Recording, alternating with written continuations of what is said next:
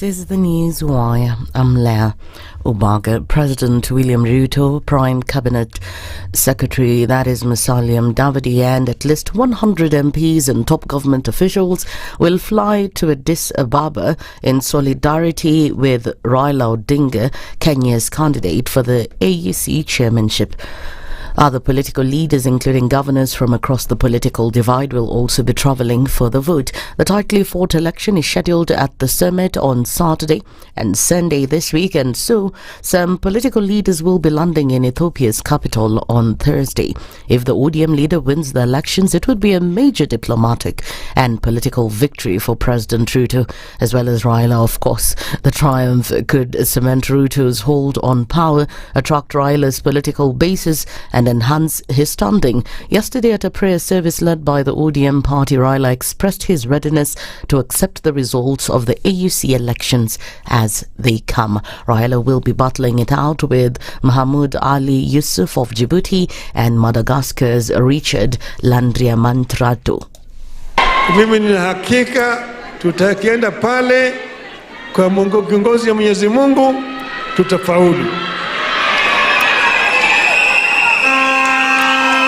Tukishinda tumefaulu, tukishindwa tumefaulu. Sawa sawa. ODM.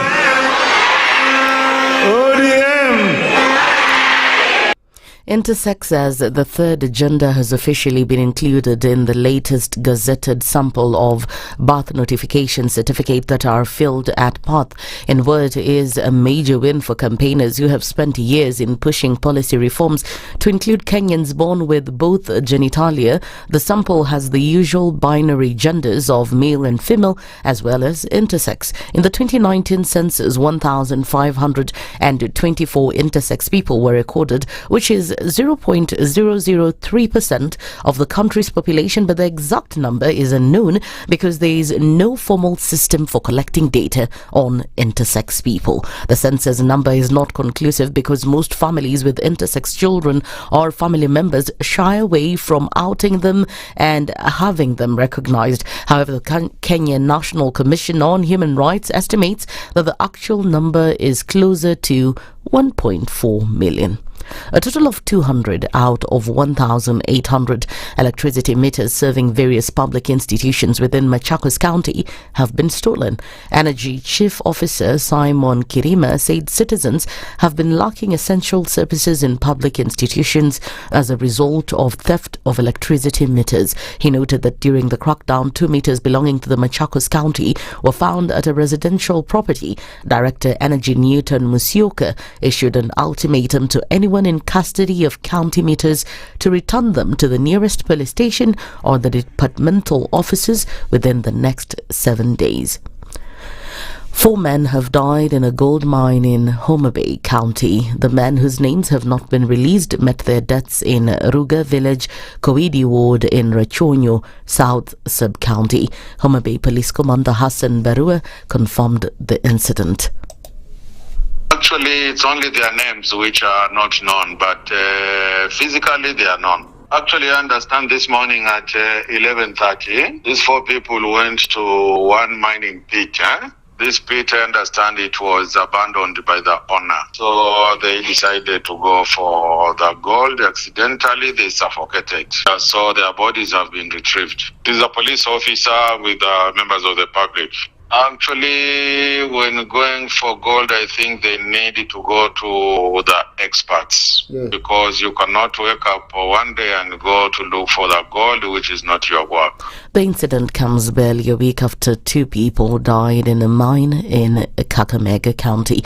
And finally, in the international scene, US President Donald Trump is still making the headlines as he plans to slap 25% tariffs on steel and aluminium imports, prompting threats of retaliation from Europe, a warning from China that there are no winners in a trade war. Trump announced the tariffs to reporters aboard Air Force One on Sunday while flying qualifying to the Super Bowl, ramping up the aggressive approach on trade that has dominated his first 3 weeks back in office. But European and Asian markets rose Monday as traders appeared to shrug off Trump's threats, in contrast to a week ago when similar announcements sent global stocks tumbling. That's the Newswire. I'm Leah Ubaga.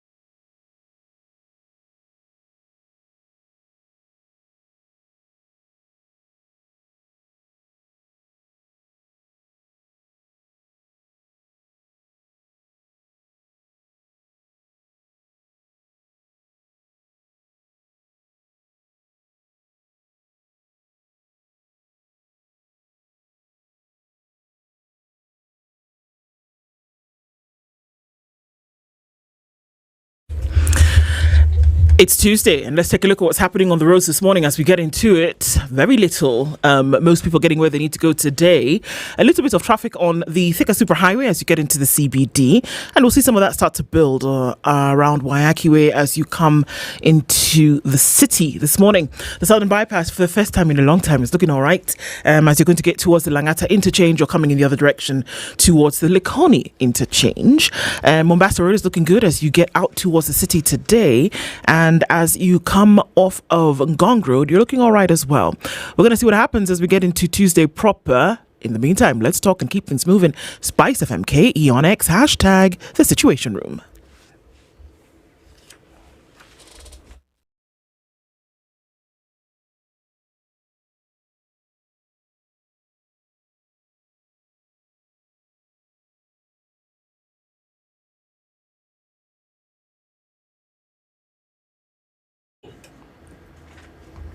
Hello. Good morning.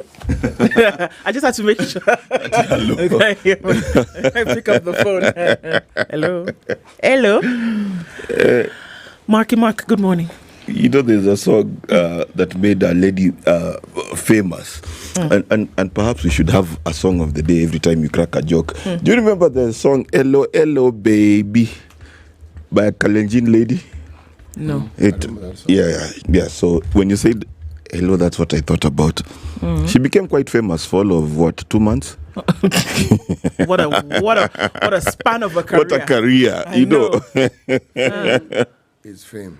No matter if it's 1 minute or 1 year or 100. It is fame. You know the guy who sang Ice Baby? Vanilla Ice. Yes. He dated Madonna for all of 2 seconds because of one song. So, yes. That's what you spend your time reading.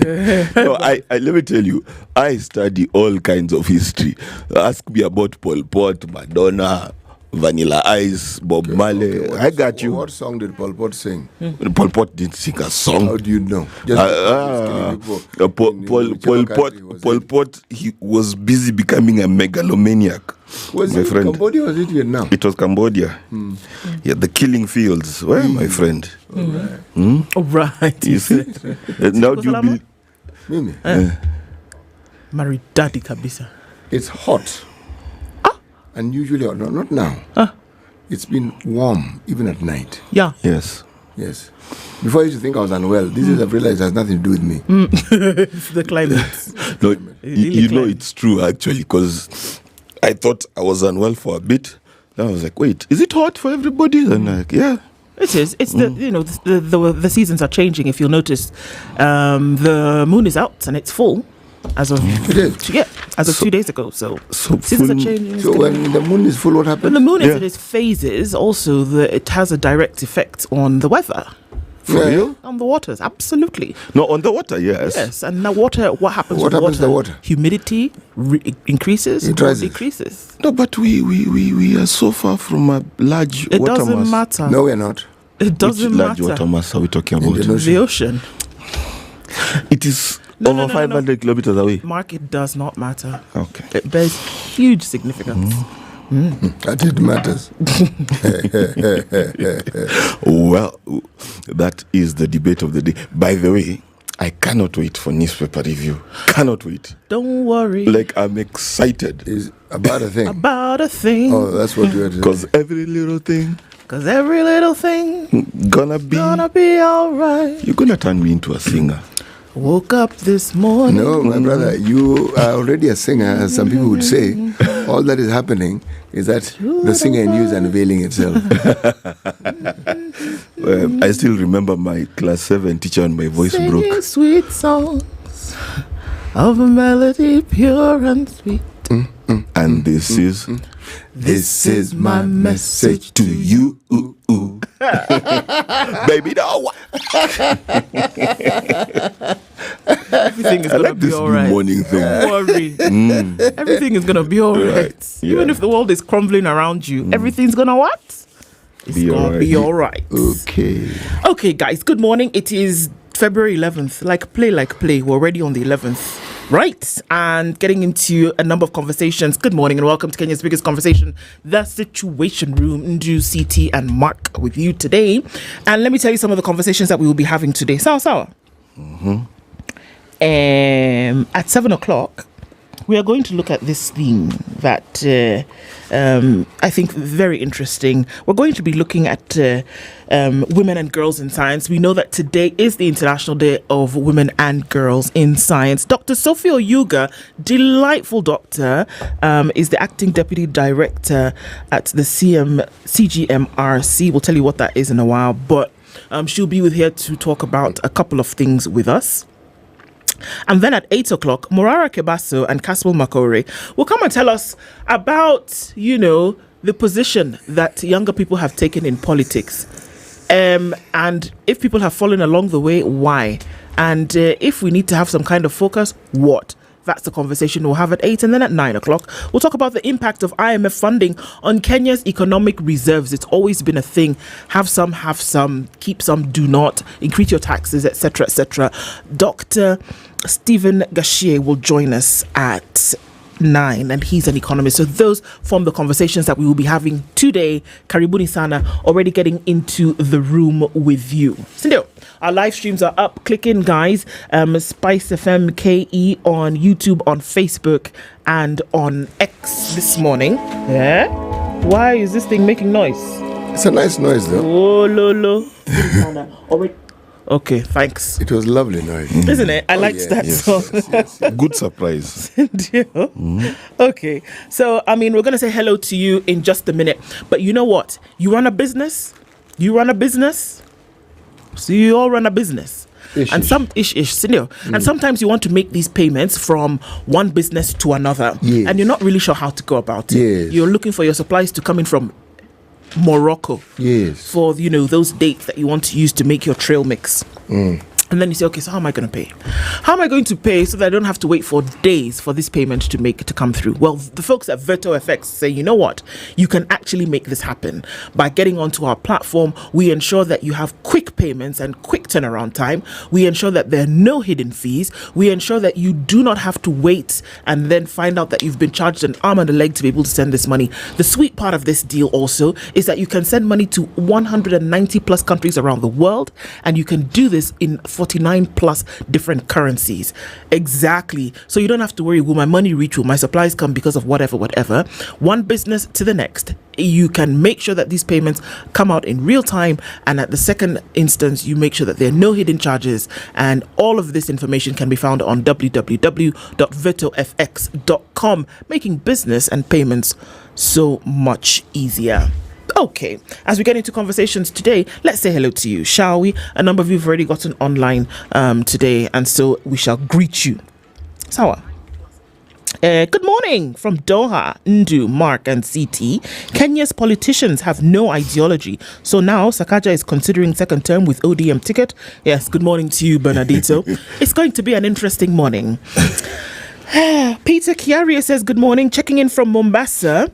Don Sabwa says the executive, the judiciary, I think is the word you're looking for, and now the parliament look lame. They look lame. Okay. How are you, Ndu, City and Mark? Fine, thank you. In Malawi, water, we say madzi. Ask Mark and CT to say madzi. Mark, CT, say madzi. Madzi. Sounds like a name. You should name your daughter that. Hi, Madzi. We have communities within the coast who also refer to water as madzi. Okay. Yes. Yeah. Sawa. Cyprian Kambuni says, good morning, Spice family. R, so you tell us your full name. Robert, Rando, things like that. Or is R Ruth? True. Arthur Wanjama says, good morning. Please open up the phone lines today for the conversation with Morara and his counterpart. We shall see how we shall do it. Don't worry. Good morning from Mombasa, says Robert. Nyadi Chukunzira says, good morning, Super 3. Ndu, did you know that here in Qatar, there's a dedicated day for sports? Yes, I did actually. And today is National Sports Day. I actually read upon that yesterday. Blessed day to everybody. And you too. Jimmy Munodi is tuned in. Yesterday was very windy. Windy in the city. No, it's where he was. Where were you, Jimmy? Ask him where he was. Jimmy, where were you? Oh, he said it, and here I am overlooking. Naivasha. He says in Naivasha it was extremely windy yesterday. You need to walk around with a stick, so when things happen, you just, poke it in the ground so that you're not, toppled over. I'm a VP. Yes. Bonnie Lake, Washington is where Joe Mungai is, and it says your interview with Fanya Mambo was great, but we need to give the guest sufficient time to respond. Sawa, to Miss Kia. That is well heard. Well heard. Abid Abdullah says, good morning, Spice. Out of the hospital bed. Well, that is fantastic to hear that you're feeling a lot better. You guys made my day yesterday in regards to the voodoo thing. Yeah. Let's look and see which animals are being asked to come out today. Let me tell you, I fed my tortoises extra. Because apparently they work better than watchmen. You're not going to believe this. Yes. I swear you're not going to believe this. Just when you said that, I've remembered. Yesterday, I was walking and I finally got home after that very long day. Wallahi. Bin talai. Yes. I'm walking towards my tortoise. Wallahi. A little tortoise. A little tortoise is walking along and I was like, the juju is working. No, this cannot be. It's village ancestors. I actually Wait, thought did it look at you? It just went along its merry way. I don't know who. Because City said it has to look at you for the... Oh, if it doesn't look at you, this thing is not working, good, yes, yeah. Okay, so I'm okay. If it stops, yes. If it stops and turns back, well, you're finished. When you hear stomach rumbling, it's for a reason. It was so surreal because I was like, wait a minute, did we just talk about this thing yesterday? This morning, actually. Tortoise, me saw it. Anyway, yeah, so I thought that was really weird. We're talking wildlife. I'm telling you. Then it's my turn. I saw a gecko. It's like a zoo. Sheesh, when's the last time we went to a zoo? But okay. Yeah, I just thought that was really weird. I saw a gecko. Right, I saw a gecko. Wildlife. Robinson says from Hong Kong. No, when did having an opposing idea as a president amount to political arrests? That's a good question. Good morning, guys, says Eric Awar. Dekni says good morning. Benson says Hakuna sound. You're not hearing us. Lydia. Knock, knock. Hello? You do it like Africans. Lydia said they can hear us, so I think everything is okay. Is it on? Ann Gore says, Chamge, my beautiful people, to know Penda Sana. Good morning to you. Thank you so much. Good morning, CT Ndu and Mark. Kenya doesn't need a democracy. Kenya needs good governance. We rather have a Traore for life and be debt-free within a year, manufacture our own cars within a year. Well, indeed. Abed says... Nakasubasi. If I'm not wrong, that's how you say good morning in Gambian. Oh, goody good. Okay, I hope CT will attest to that. CT, start attesting, That who? Sorry. Nakasubasi. Okay, then I will check immediately. Meaning what exactly, Jambo? It's supposed to mean good morning. Good morning. I'm checking now. Very good. Georgia Cloth says good morning to the princess.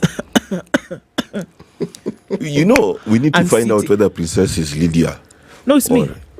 No, actually royalty. It's true. Amadazi. Yes. They don't believe. Oh, I'm not doubting. Okay, don't be I know very many princes and princesses. Let me just confirm. I've confirmed because Gambia is 94% Islamic. Yes. The normal greeting is Assalamu alaikum. That's one. But they have Naka Subasi. Bas. They have it. Okay?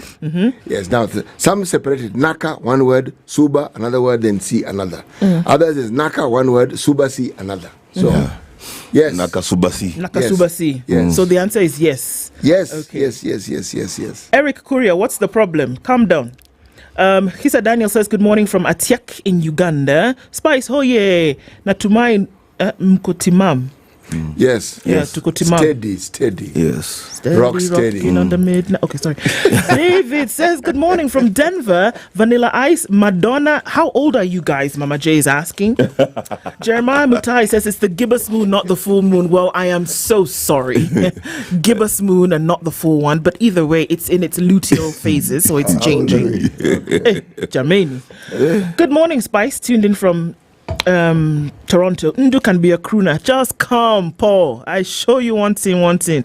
Morning 3 blind spices. What on earth does that mean? Because we're wearing glasses. So 3 blind mice, 3 Let blind me spices. tell you. Do you know? I went to an American school. Do you know the kind of bullying?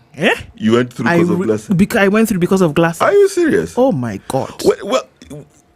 Well, you should have come to a Kenyan school. I wasn't in Kenya. Because in the village where we were, when you were the one with glasses, it showed your family had money. People told me, Ndu, your glasses are so thick, you can see into your future. You know, some rubbish they used to say to me. If not for the confidence of the Lord. Had the Lord not held you. I'm telling you. And the other teacher, Miss Peabody. No, they were not Miss Preston. Miss Elliott. I got the P right there. Where? Okay, let me run through this because you guys are so many in the room today. Francis Kivindu says good morning. Chef Shash Davis says good morning. Nothing goes on apart from politics. Really? Charles says EACC said politics is still police are still taking bribes. What do they want Kenyans to do to stop it? Good. CT only Gambian following your conversation every morning. Wow. Ebrima Kamara is Gambian. He says good morning. Karibu sana, meaning in Kenya, welcome sana. Thank you, please. Yes. Thank you, Meaning please. in Kenya, welcome sana. That's a good translation. Exactly. Just translate half of the statement. Good morning, SpiceFM. Ndu is Doage. What is that? Are you insulting me? No. It is, you are, continue. Mwamblie says, Salamu, the Spice. Goals of the day says, hello, Ndu, will you marry me? Hey, okay, come, let's talk this over, says the Lord. Mwamblie says, good morning, Habari. Greetings from Northampton in the UK. And Omar Chanze says, Kinango Yaskiliza, good morning. It's freezing in Doha. What is it now, 30 degrees? Okay. And Kiongozi Mosh says, good morning, Wadao. Guys. Good morning. Good morning. Yeah, it's freezing in Doha and Mount Kenya at the top is warm and sunny. Good morning, everybody. Karibuni sana. Always lovely to have you in the room, and also to our audience on X and our audience on Facebook. We can see you 1212. Good to have you here this morning. Okay, CT from the Gambia. Now that you know how to say good morning, and you know that there's somebody from the Gambia watching you, what's the proverb for today? If a donkey kicks you and you kick back, you are both donkeys. There's no way. I love that one. You think I make these things up as I go along? Yeah. First of all, if I don't how are you still there after you've been kicked by a donkey? All right, why don't kick we? the thing back? Let's get this thing a little more live. If a dog bites you and you bite a dog, you're both dogs. So, you can't. I'm trying to go to this really quickly in my head what it means. Yes. Beyond the humor. Yeah. You can't accuse someone or something of behaving in a certain manner, and if you do the same, then you're not Any different from them. How different are you? Yeah. You are different in the same way. Exactly. It simply means that the form of a thing is not what really it is. If you behave like that thing, You are that thing. yes. Essentially. It's a good proverb. Yeah, I love it's it. amazing. I love it. Yeah. Thank you very much. Let's look quickly, and I emphasize on quickly, into the headlines, and then we look into the stories in detail, shall we? The stories making headlines on the Standard this morning, your bold newspaper. Biased speaker is the headline, and there's a picture of the Speaker of the National Assembly, Moses Wetangula. Majority puzzle. A High Court ruling declaring Azimio as the majority party sets the stage for a tense parliamentary session today. Will members of parliament from both sides abide by the verdict, or will Kenya Kwanza resist the shake-up? Remember, parliament comes back into session today. All eyes are on Speaker Moses Wetangula, whose earlier ruling now seems to have stoked a political storm. Daniel Manduku, who is a Nyeri Masaba MP, says, I applaud the judiciary for its very bold decision in upholding the constitution and the rule of law. We, the Azimio coalition members, shall take our seats on the right side of the speaker, and Janet Mohammed will replace Kimani Ichung'wah as the majority leader. Justice Lawrence Mugambi said, the holding of the speaker as leader of Forward Kenya and at the same time a key official in the KK coalition evokes the appearance of bias and undermines the independence of parliament. The walls of Parliament will be an interesting place to be in today, wouldn't you say? Kama ndrama kama findio. I'm telling you, sorry, small holler. Moment of truth. AUC race enters home stretch. Raila Odinga. Did you see Raila Odinga yesterday? Oh. Raila Odinga faces a defining moment this Saturday as he vies for the African Union Commission chairmanship. With President Ruto backing his bid, a win could see him exit local politics, while a loss may signal a dramatic comeback. Will Africa embrace his vision, or will Kenya's political landscape shift? That's the question. How Mbotela faced charges over 82 coup. We did see that one, super Leonard Mambo Mbotela passed last week. After announcing the 1982 coup attempt, albeit under duress, Leonard Mambo Mbotela was court-martialed over his involvement in the plot, but was later acquitted. How torture and detention cost taxpayers billions. Caught back first to cut lending rates. We know that we were told that before the end of quarter one, we would see a drop in the rates. Caught Bank has Why been the is it first taking this to do long? that. I mean, Central Bank announced this thing quite a while back. Yes, they did. So what were they doing? Taking their time? They were arranging their house. Okay. Lull in Goma after calls for a truce, so it's likely that we'll see some of this all quieting down. But is there really a lull? Well, I mean, let's just say it's quiet for now. Judges, employer clash over court ruling on handling of complaints. That's going to be an interesting story to look into. And just a few more stories making, the headlines in the Standard today. Over to you, the Nation. Well. We start with the agony for youth after Ruto visit. Some of the arrested youth appear before the Isiolo law courts being charged with being drunk and disorderly, which they all pleaded guilty and were released unconditionally. Yes, so these 50 suspects were caught after apparently heckling the president, and then they were arrested for being drunk and disorderly. Then they were released unconditionally. Then we have inherited debt of 43 billion hurting Shah. Right? You okay? Now, apparently, cash bouquets are on the rise as women fall out of love with flowers. Cash what? Cash bouquets. So instead of flowers, you put pesa or tas. Money. You put money. Then a very uplifting story on page 3. Male midwife defies cultural bias. They call him the mid-husband. He's donated his services to the people of Domo in Tiati, West Baringo County. This is one of the poorest places in Kenya, by the way, abject poverty. So this guy has been helping them get to deliver their babies safely, right? Then on page 5, and this is interesting, Ruto, we planted 750 million trees in 2024. In Kenya? Yes. The president's statement means Kenyans planted 2.05 million trees every single day from January 1st to December 31st. Kenyans in Kenya? Yeah. So, 750 million trees per 2 million year. trees every day. So, 2 million trees every day. Makofi? Well done, Kenya. Makofi tena. Yes, well done. Okay, that's a report. Well, so the report is saying if what the president is saying is true, Abi, yes, then that means, therefore, that Kenyans planted 2 million trees. Yes, if you divide 750 by 365, you get. And it's a statement from the president. Yes, an annual address to heads of mission, international organizations at State House. So, yes, this is serious business. Okay. Put a stop to minstrel insult, president told. Wait, we had agreed we'll learn how to talk. What did you say? Put a stop to misrule. Oh, misrule. Insults. Okay. President. Oh, misrule, comma. Yes. Okay. Yes. President told. Okay. Former deputy president alleges a plot to poison him because of his rising influence. Okay? So Rigathi Gachagua simply is lashing out at his boss, and right across, Who's boss? former boss. Oh well, he's all our boss. Oh, okay. Yes. He's your boss. He's the Yes. CEO You think the of the president country. is your boss? Yes. Okay. No, President, as in he has our delegated authority, Yeah. and therefore he is CEO. Okay. Yes. No problem. But Yes. is your boss? Well, we are his boss, and he's also in authority. Yes.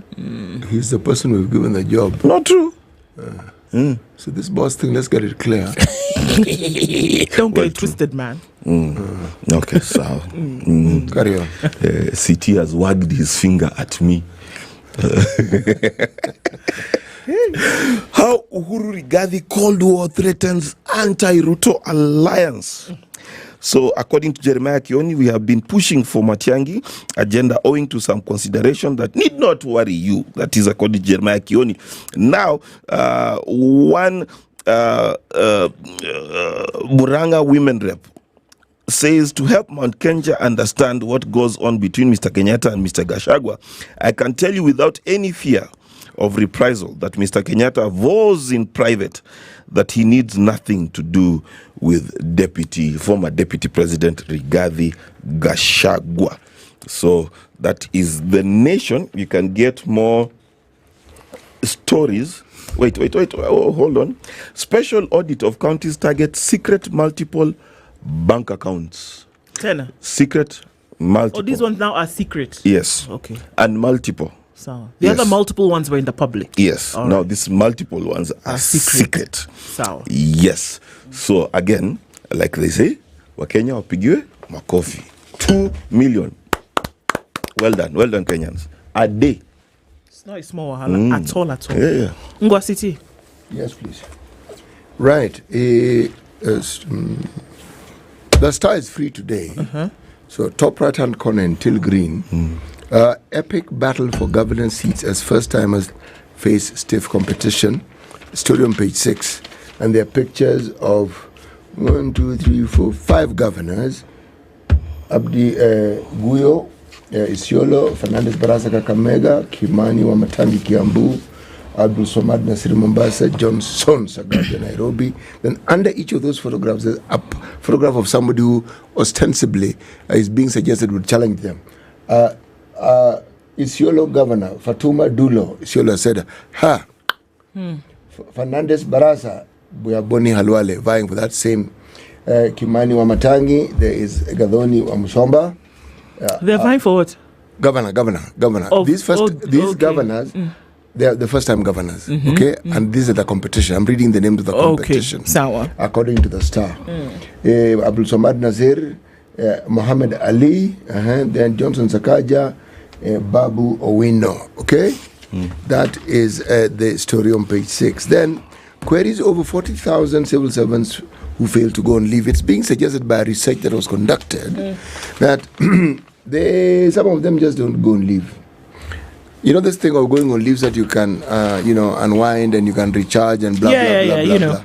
Well, some of them want to protect their turf, some of them blah, blah, blah. So they don't go. Yeah, but I'm asking, maybe these 40,000 people don't exist. Let me tell you, probably they do exist. It's just that their job is leave anyway. Touche.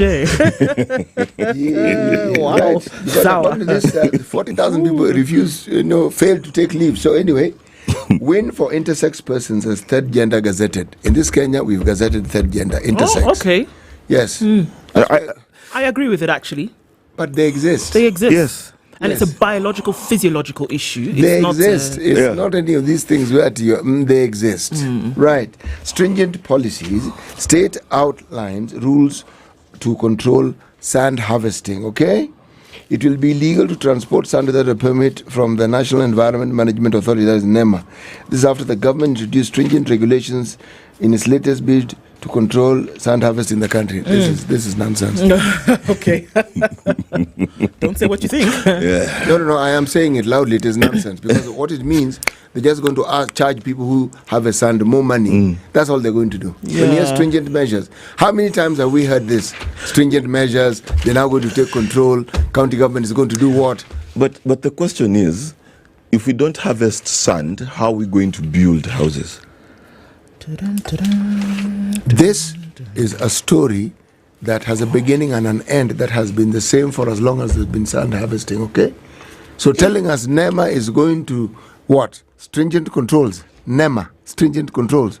No, first, okay. What are we controlling? Sand harvesting. Okay. Because they're trying to say that you shouldn't, you need to have some kind of control, so you can't just go take everything at once. And for you to have a control, it means somebody has to have a permit. Now you tell me, you think it's going to be a straightforward thing where you go and apply for a permit and you get a permit? First, the story itself is not straightforward. Like if I had a lorry full of sand today, I would not know whether it's legal or not. In the sense that you don't know where it came from. If you purchased it, if you say, look, if you tell one of your guys, let's say Moja, I'm a militatu, you don't know where it has come from. Exactly. So the assumption here is that the folks who are bringing you the sand have the permit, like what he's saying, the permit to bring in the sand. And that's what they're saying. Those controls that they want to put in essentially means that you need to have a permit. You can't just go, rock up to anything anywhere and pick up, a truck of sand. You must have a permit. Somebody allows you. Well, right now you can. So they're trying to control it by there's a legal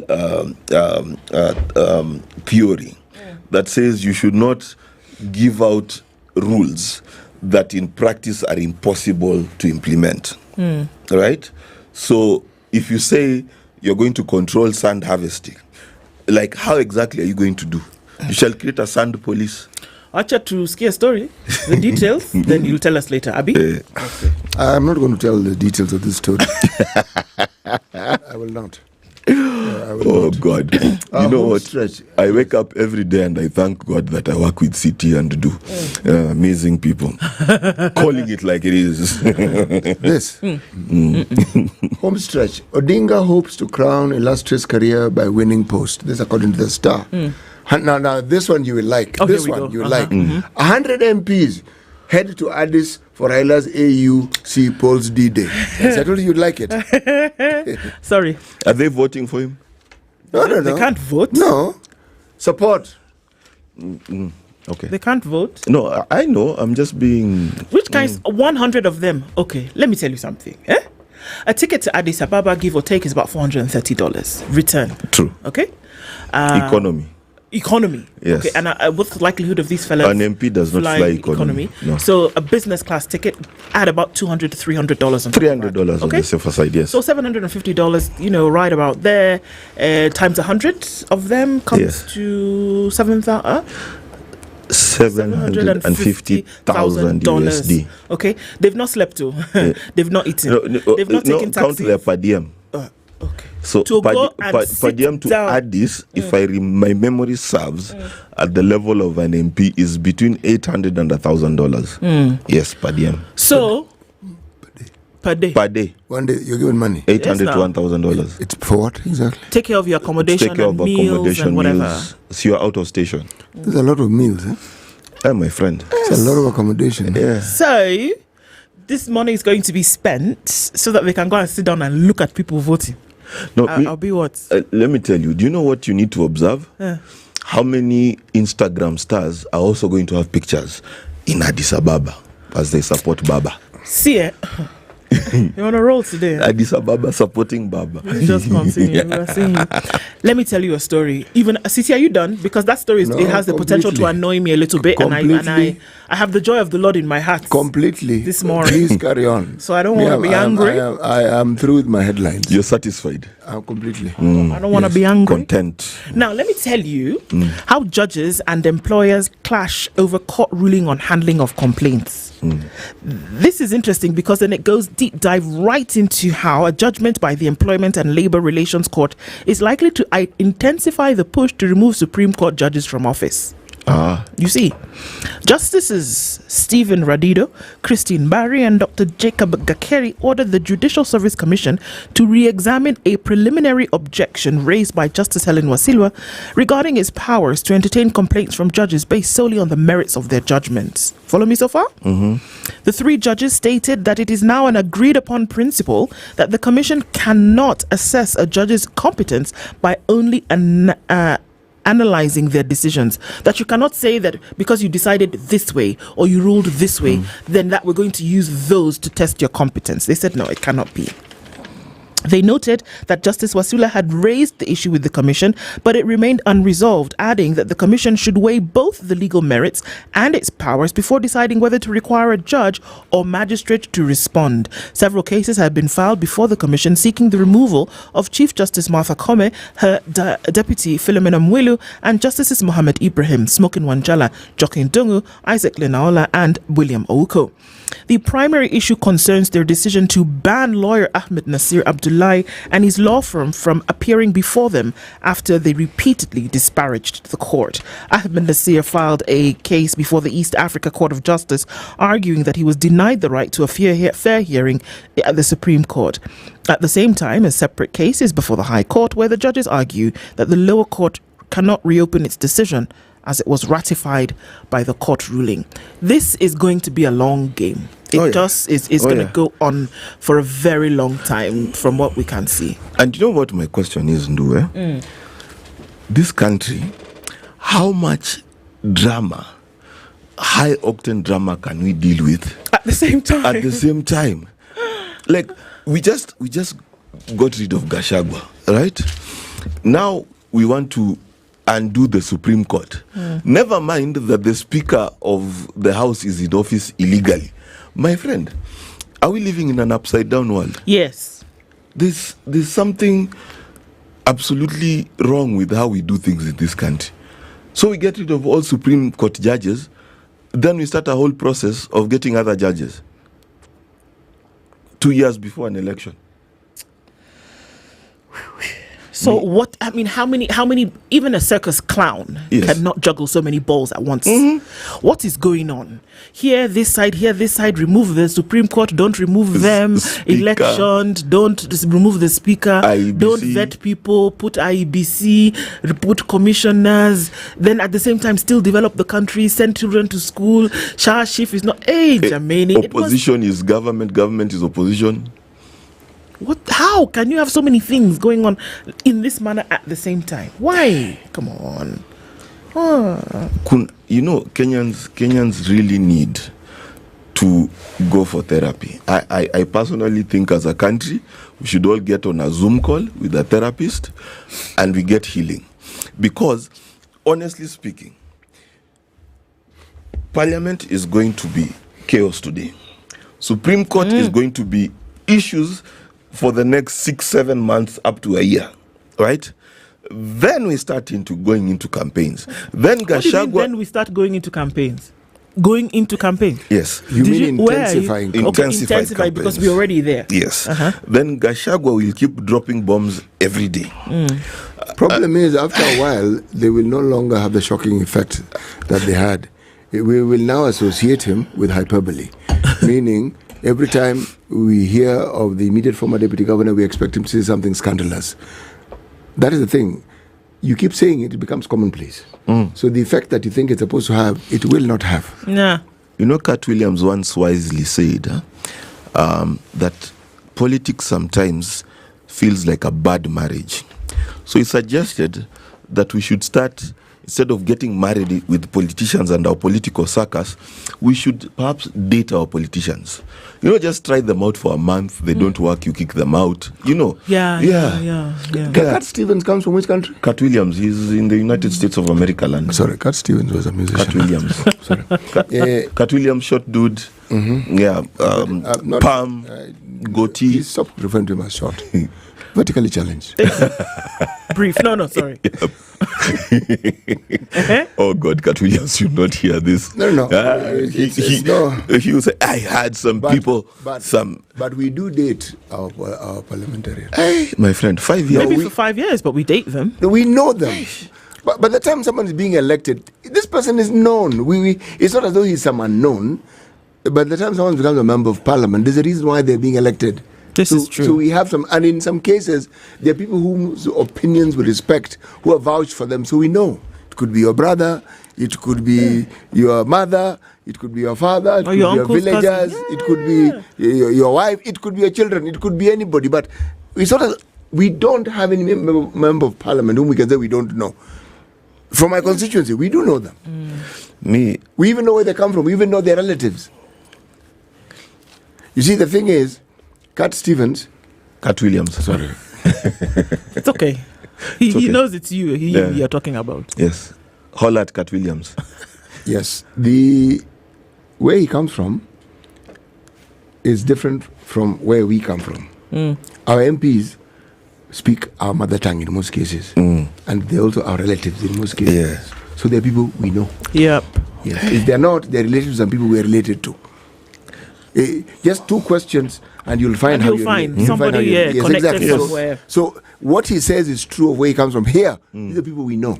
No, I think we need to introduce midterm elections. No, I think at the very least you need to introduce a midterm review. At the very least, even before you go towards elections, there need to be. I mean, progressive societies have midterms all the time, where you're able to come back and say, okay. You even have midterms in school for you to say, okay, guys, this is the progress that we've made. It's a check on you to say, do you need to improve before we come to the end of the thing?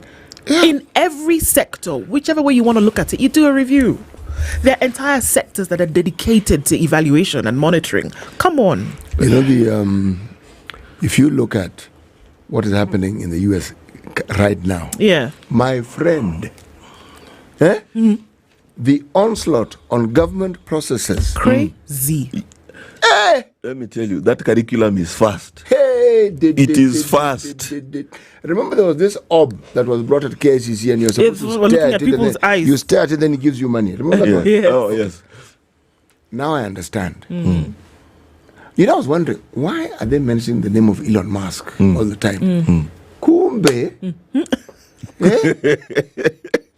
You guys should see his face. He looks like he's about to drop the biggest, classiest gossip ever. No, this guy has gone and formed an organization that is supposed to determine government was efficiency. That one. He has Dodge. Department of Government Efficiency. Yes, exactly. Or doggy.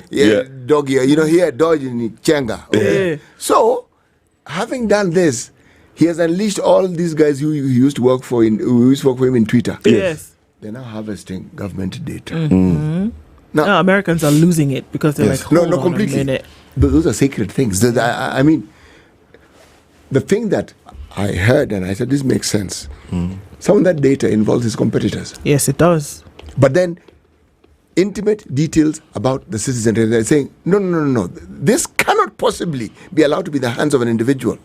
My friend, the onslaught is everywhere, whether it's a bureau that deals with understanding consumer interests and concerns away.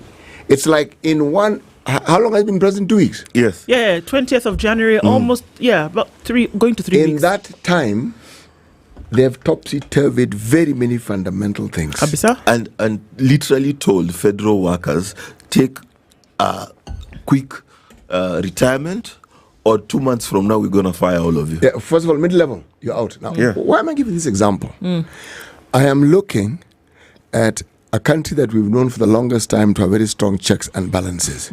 Here we are lambasting our parliament for simply sitting back and letting the executive run roughshod over them. There you would expect, they have a system like ours, minority majority. My friend, they have a majority in the Senate, they have a majority in the House. In the House of Assembly, Congress. Congress. These guys are not saying a thing. Mum's the word. No, mum's the word, and they are Americans. So all of a sudden you're looking at this thing and you're saying, in 3 years, the thing that concerns us is when we hear USA, it's India. If this thing continues, 6 million people will die. Crazy. This one, they are working out their democracy in fear and trembling. You know, that's exactly what's happening here. Let me tell you. Unfurling things that they never thought would happen. Who would have thunk it? Huh? And that USA, the US, 10,000 employees, the way they're working, they want to remain at 300. Just so that you understand. But why are they saying this? Because according to what they're saying, there's been no transparency in how this money has been used. There's been a hell of a lot of transparency. Let me tell you, by the time you get USAID money, my friend, they will know the color of your bathroom. That money is well audited for. But Donald Trump, let me tell you, he's a blessing to China. He's a blessing to Russia. And he's going to upset the world order on a very serious note. Mark, the thing he's going to upset, almost irretrievably, is the power and the sway America has had. In one fell Absolutely. swoop, he's going to diminish it completely. In fact, he's 75% there. Did you hear what the president of the EU was saying in her speech 2 days ago, saying how the most important partner to the European Union is China, and they have over 50 years of partnerships, and they want to increase their trade with China from 20% to something like 40%, diminishing their dependence on America. They are thinking of renegotiating their deal of buying American LPG and natural gas and fuel. This is just 10 days. They're about to go into a trade war because of tariffs with the European Union. And their neighbors who are the big trading partners. Yes. He's Canada and Green. You know, I bring in the discussion of the Americas. It's this, we are looking at an executive that has decided it's going to actually even just disregard their own constitution. Yes. Okay?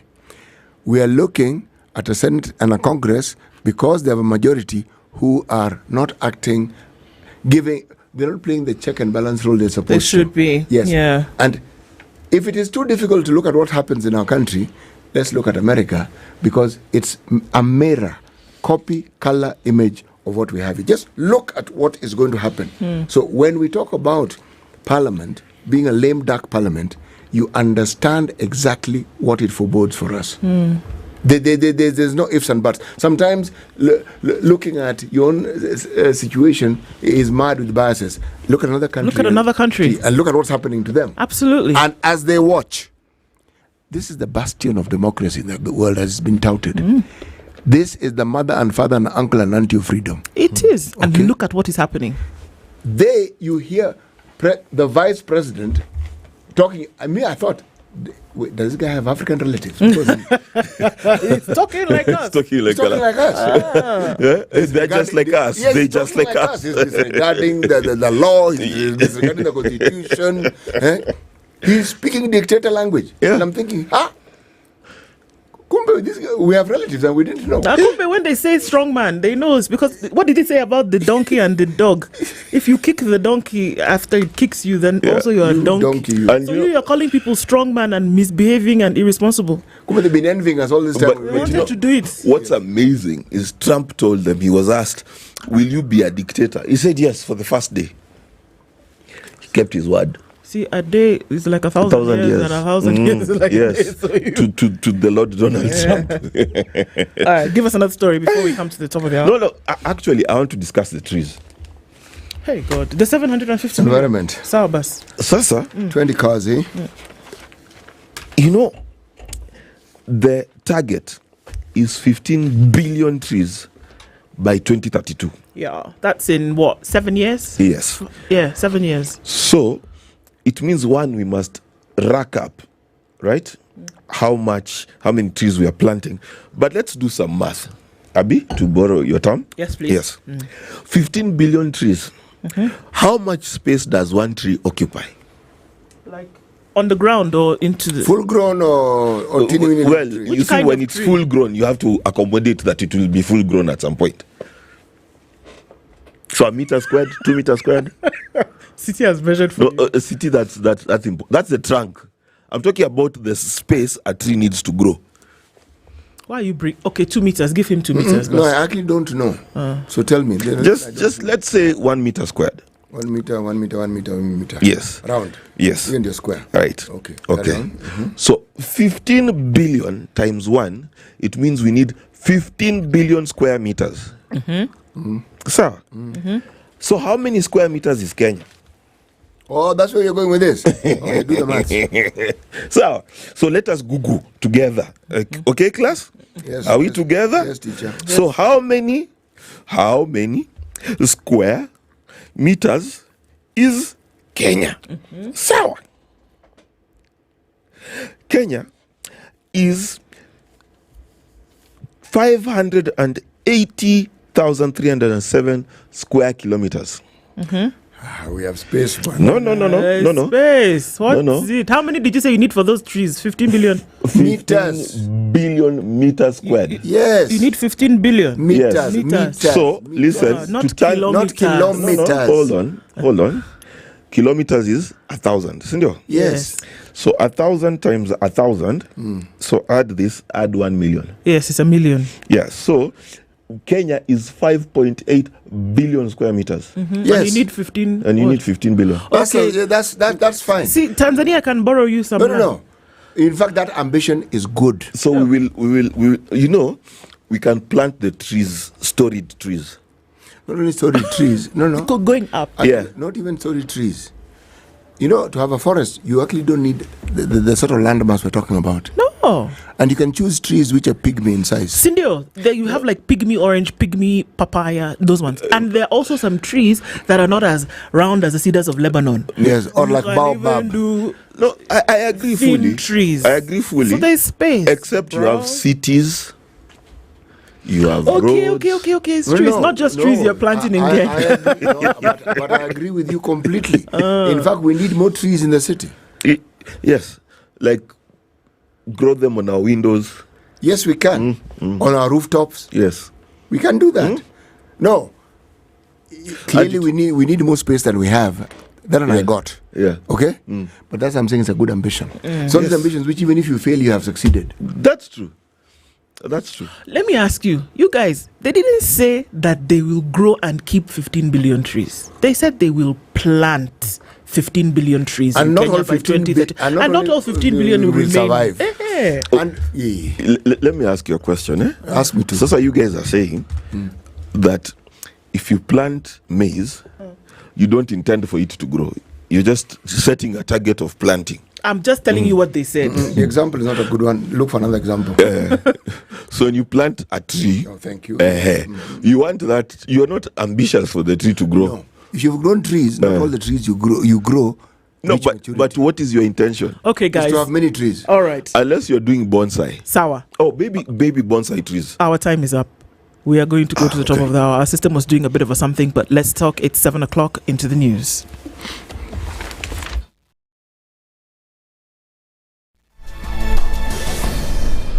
Good morning, this is the News Wire. I'm Leah Ubaga. The government needs more time to fulfill the promises made during the campaign. Deputy President Professor Kithure Kindiki has urged Kenyans to be patient as the government does everything it can to fulfill all the promises made before the 2027 general elections.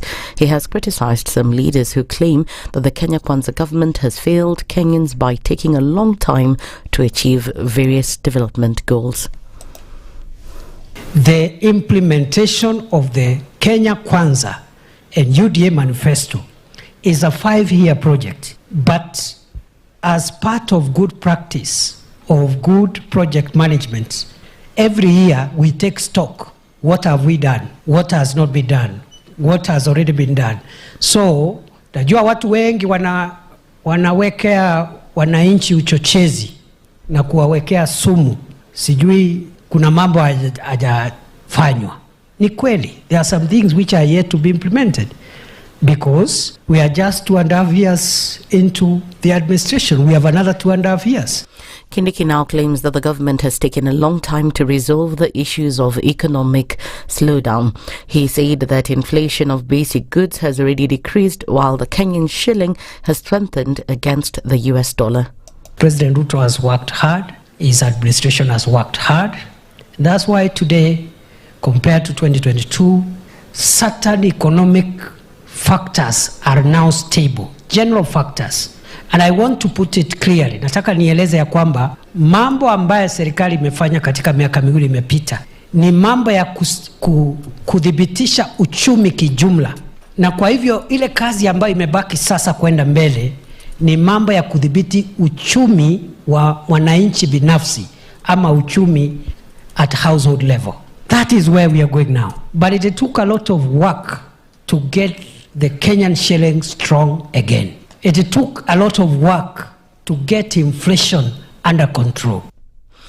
And two former Kenya Pipeline Company employees and a truck driver were convicted for stealing petroleum products from KPC's Kisumu terminal. Ruben Aseneka, a former loading island operator, Joseph Maina, a truck driver, and Mutai Mika, a former ICT employee, were found guilty on all 6 counts they faced.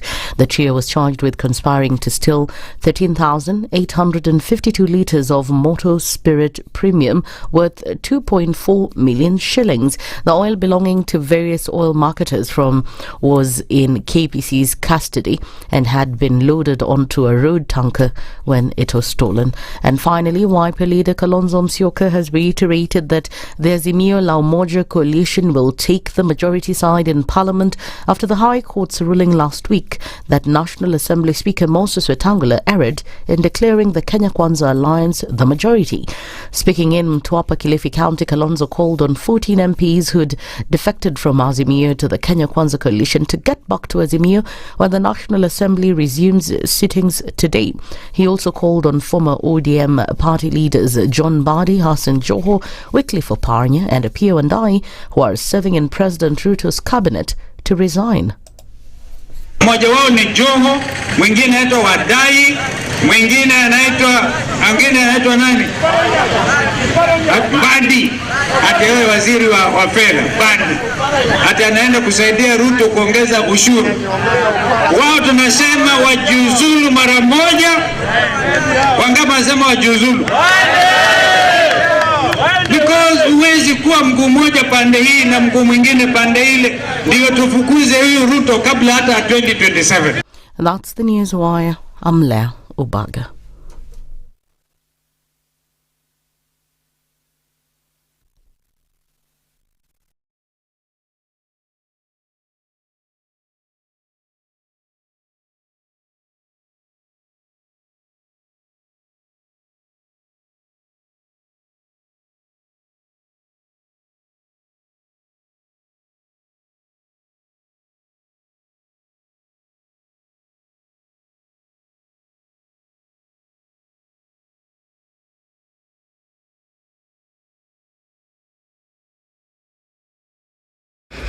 It is 6 minutes after 7 o'clock into the second hour of Kenya's biggest conversation this Tuesday.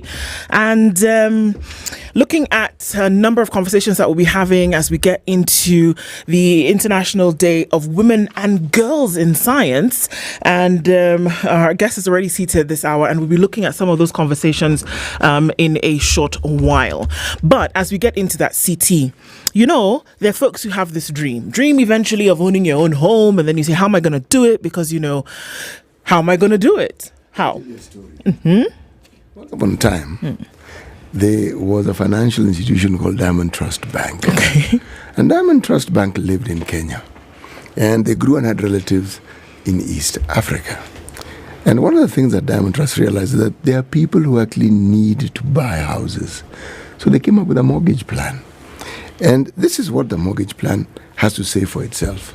It says, if you're a Kenyan, whether you're employed or in self-employed or you are in business, whether you're in the diaspora, they have a plan for you. And the plans are as follows.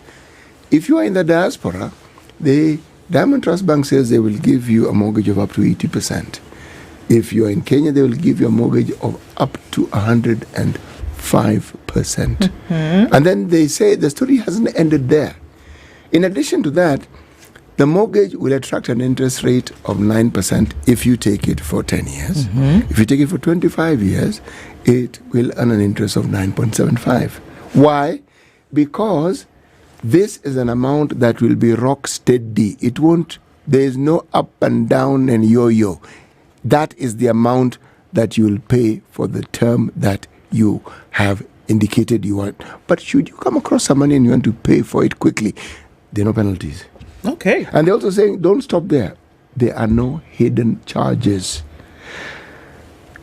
Before this lovely story of Diamond Trust Bank comes to an end, if you do wish to get in touch with them and to know that the Once Upon a Time is a continuing story, all you need to do is either visit any Diamond Trust Bank outlet or branch, or email them at mortgages at dtbafrica.com. That's it. Fantastic. And then you will live happily ever after.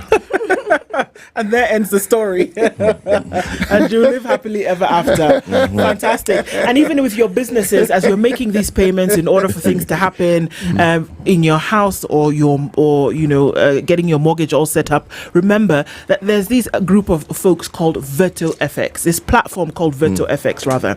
And what they do is that they make it a lot easier for you to make payments from business to business. You know how we've been dealing with, okay, so I need to send money. I need to take this money. I need to convert it to whatever, US dollars, yen, etc., etc. I really don't know how am I going to do that? Am I going to lose shillings in the like meantime? When you go to Nigeria, go to send your money, remember? Yeah, but that's different because now we're going to Nigeria later. Now I'm going to Dubai. So business has to continue one to the other. And my business... So it works in Dubai as well? Yes, it does. Good. And then you can change money from Kenya shillings to, rather when you transfer money, it just becomes a lot easier. So now my business where I'm going to go collect my spare parts, I want to be able to send the money ahead of time. Okay. Right? And it really doesn't matter what country you are in. It doesn't matter what country you're paying into or receiving money from. Virtual FX platform ensures that businesses can make payments. You can pay your suppliers and you don't have to worry about hidden charges. You don't have to worry about high costs. You don't have to worry about what country you're sending to or from. You don't have to worry about exchange rates. 190 plus countries, 49 plus different currencies. Virtual FX is making life a lot easier for businesses to make sure that their payments are intact. You want to find out more information? It's www.virtualfx.com. All right. Today is the International Day of Women and Girls in Science. Did you know that? I now know. Now you do. Now, our guest this hour, I just love her. And we have talked a number of times with her about different things. But today, she is in the hot seat to share that some of these milestones or some of these challenges or some of these hoops that we've been able to jump through as we commemorate this day. Dr. Sophie Uyoga is here this morning. Good morning, Dr. Morning. How are you? Fine, thank you. Come from Kilifi this morning? No, yesterday. Yesterday. Okay. Of course, because we have been with you when we did, our tour and came down to see the fantastic work that Kemri and its affiliate programs are doing in Kilifi. Now, you are in the capacity as the Acting Deputy Director General of CGMR-C. Now, I want you to tell us what that is before we welcome you properly. Acting Deputy Director. Deputy Director General was here last week. Yes, he was. Acting Deputy. Yes. So that's a leadership position that I've held for the last 6 months. And essentially, I'm in charge of the Kilifi campus that you visited. Kemri has 15 centers, so Kilifi is one of it. And that means leading a team of about 760 individuals, leading the administration and also the research component, which is, quite a task. Quite something, I would imagine. Okay, so even as you breathe from all of that, Siti is going to welcome you today with the proverb. You can tell us how you would, interpret that and what it would mean to you. Okay. Our proverbs for the whole of this week come from the Republic of the Gambia. There are not very many countries who are prefaced that way. You don't say the Kenya or the Tanzania. No, but Gambia, it's the Gambia. If a donkey kicks you and you kick it back, you are both donkeys.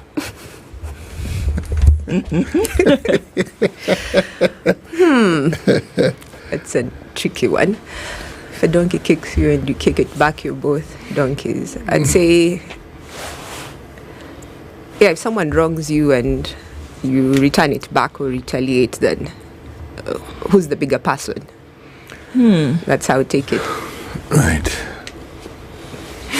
Correct. Absolutely. Absolutely correct. I mean, you've put it so simply. One cannot add or take away from it. We leave it at that. You don't dilute it. No. All right. So, Doc, as we get into this conversation this morning, women and girls in science, has been the tagline a lot of times. And you say you need to promote the education and work of women and girls in science. You need to make it seem, or rather, actually, not just make it seem, but make it a career that is comfortable for women and girls to enter into. You're one of them. There are many around the world. I mean, I just read yesterday that one of the pioneers of nuclear science in South Africa passed away yesterday. Unfortunately. Sadly. So where are we in that, in terms of, encouraging that more women and girls get into science and research before we get to see some of the, milestones that have actually been reached? I think it starts from high school. And that's why or maybe now from CBC or primary school, that's why you interact with science. And I think at that point, gaining that interest in science, it needs to be promoted from that level at first, all the way into high school, to the colleges and campuses, and into the workplaces. So it's a whole spread of how you would be able to inspire, attract, and we say attract, train, and retain in Kilifi. But from the very start, you need to interest them and intrigue them, so that people find science interesting, especially the girls, because there's a lot of stigma around and misconceptions around who can do science and who are scientists. There are very many fields in science. So one is interest, two is people understanding what the options are in science, and then creating those opportunities in science. I think in terms of education, the opportunities are there. We're seeing more girls gain interest in science. For example, in my former high school, Mama Ngina Girls in Mombasa, the number of girls who do physics is just interesting for a start, because physics is something that people run away from. Interesting here means there are very few.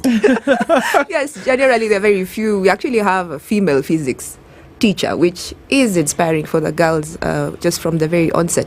But also, even as they move on into the universities, we are seeing more ladies enrolling in the technical courses in engineering, doing hardcore mathematics. One of my roommates in campus did maths. We did chemistry, which was really tough in campus. But then again, the interest is there. You're seeing people coming out. You're seeing people getting good jobs. You're seeing people being able to earn a living out of science. And I think that's quite interesting.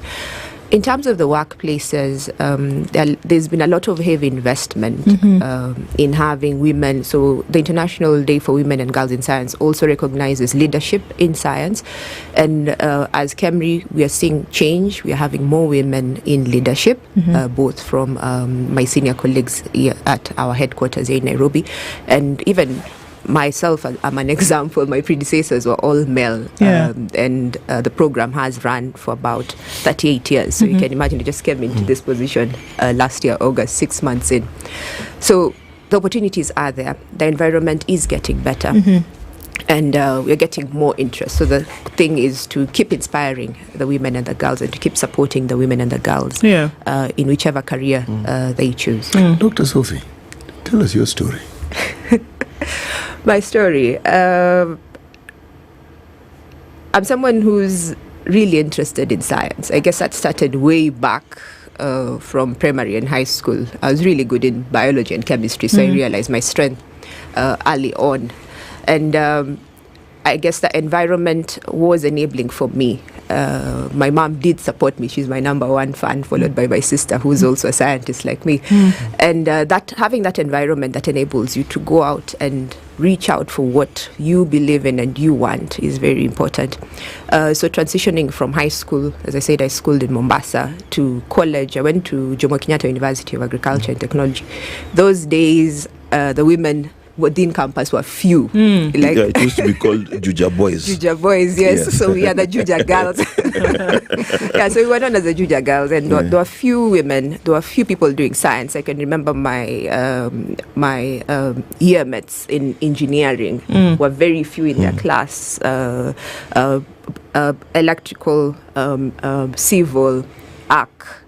what was that? Agricultural engineering. Right. Yeah, so there were very few, but we actually had our own support system as women right from college, and we do have those cliques. I still keep in touch with my friends to date, and you just encourage each other and push each other across. So finishing JKUAT, then before I even finished, I went to Kilifi for my 3 months attachment during my third year long holiday. And that's when I first interacted with medical research with KEMRI in Kilifi. It was then a really small campus. We were back in the county hospital. And after that, went back to do my final year. And as I was doing my final year exams, I got this call and I was told, oh, Sophie, you should apply for this job. And I was like, I haven't even finished my exams. I don't even have my degree yet. And I applied for the job, didn't get it because I had zero experience by then, because it was just like a month post finishing my undergraduate studies. I didn't get the job, but then later I got a call and I was told, are you interested? Are you free? You could come and work with us. I asked what position. I was told the position that's available is a lab tech. So I was a BSc holder. Lab tech is diploma. And I was like, so mom told me, just go. You have nothing to do, nothing to lose. Just go and see how it works out. And I said, okay, let me give it a try. And the person who gave me that opportunity, I work with him to date. Wow. So it's been 20 years and it's been a journey. And those are the important opportunities that when someone realizes that and sees the potential in you and they give you that chance. And I really value that initial chance. And that's how it started. There's something that you've repeated quite a number of times. You've talked about an enabling environment and things like that. And as someone who suffered through 5 years of engineering, I did not enjoy it like the way you did. I remember a guy called Laplace. You remember Laplace transform? Yes, I checked out. That is the day I said, Mimi, I'm not doing this thing. And for me, when I think about engineering and mathematics and things like that, and you talk about an enabling environment, and you mentioned it 5-6 times, what is that environment? What exactly is it? Because maybe I didn't have it, but what is it? I think the enabling environment first starts with the attitude towards whatever it is you're doing. But also the people who are teaching you need to understand where you're coming from and the challenges you're seeing in whatever it is that you're doing. And more importantly is seeing people who've gone through that same system and having role models. I mean, those days we never had role models. These days, they're lucky. They get to see people doing the jobs that they are hoping to do in the near future. So the enabling environment comes in various perspectives, but also having an environment that gives you experiential learning, not just just about the books. And I think that's critical. In the digital age, that is available now. For most of us, it was when you're in campus, there's that one reference book that you're all fighting for, or you had money, you buy the book for yourself. I remember I still have the orange Stryer book for biochemistry. So I did biochemistry and chemistry, and that was our Bible. Having that was it. But these days, I mean, you even have AI. People use AI to study. So the environment has really become more engaging, and I think it's more realistic than what we had those days. Just a follow-up question, because one of the most difficult things about, in fact, all the sciences we used to do in Kenya specifically, was the part that you've talked about, hands-on things. I remember a friend of mine was in MIT doing basically the same course as me. He was building robots. Me, I was building circuits to switch on a light. So, how important is it for Kenya especially to create hands-on and time-relevant experiences for women and girls getting into tech? Because for me, everything, you have to imagine. Even the tractor, they tell you, this is how a tractor looks. They draw it for you. You've never seen it. Then they give you an exam. So how important is that? And did that, like when you moved from school and then went to KEMRI, did that experience actually shape your learning? Yes, it did, and that's part of what we try and do within Cambridge, to give the young individuals opportunities. So we get a lot of requests from universities, high schools, and people get to visit us and see what an actual lab looks like. People get to visit and see, those things that you hear about. And we even have virtual reality, and have a colleague, Patience, who actually developed a video, and now we can take that to schools. So they don't really, not everyone can come over, but we can take that to schools and people can see what a real, environment in the lab looks like. With such experiences and such opportunities, I think that opens up and people get to have a feel. We also engage in schools, with schools, so from the primary school through their science club, through book reading, and they get to interact with us, ask us questions, and you'd be surprised the type of questions those young kids can ask you. And not just primary, but also high school. So with high school, we have an active engagement program that is run within Kilifi. And that's how we support the local schools to at least be able to benefit from our presence at the coast. Well, I mean, you're looking at a time where it's very different in terms of girls going into the STEM subjects. And from your experience, and also, and that was it during school and then coming into the work field, why do you think it was such a difficult environment for girls to get into and be accepted into to practice? I think one of the things is, one, of course, the gender roles. People believe, some maybe still believe that women belong in the kitchen or in softer subjects. And of course, some of the men are gatekeepers in some of these fields. They're not really allowing women to be part of those hardcore careers. But also, more importantly, is the environment itself, whether it is conducive for women to work in, whether it is conducive and takes into account the fact that people need family time, people need to go on maternity, people need an enabling environment even as they come back in, enabling them to maybe work 50% time. So the policies are needed.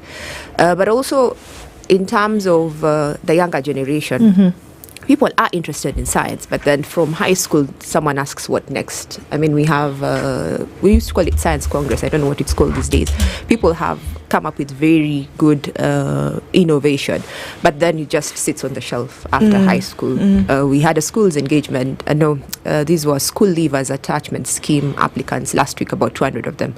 And one of them just asked a question that they came up with this really good concept and they'd like to continue, and they have nowhere to go. So in terms of that particular space, how is the government or the county governments, how are they enabling the young individuals who are interested in science?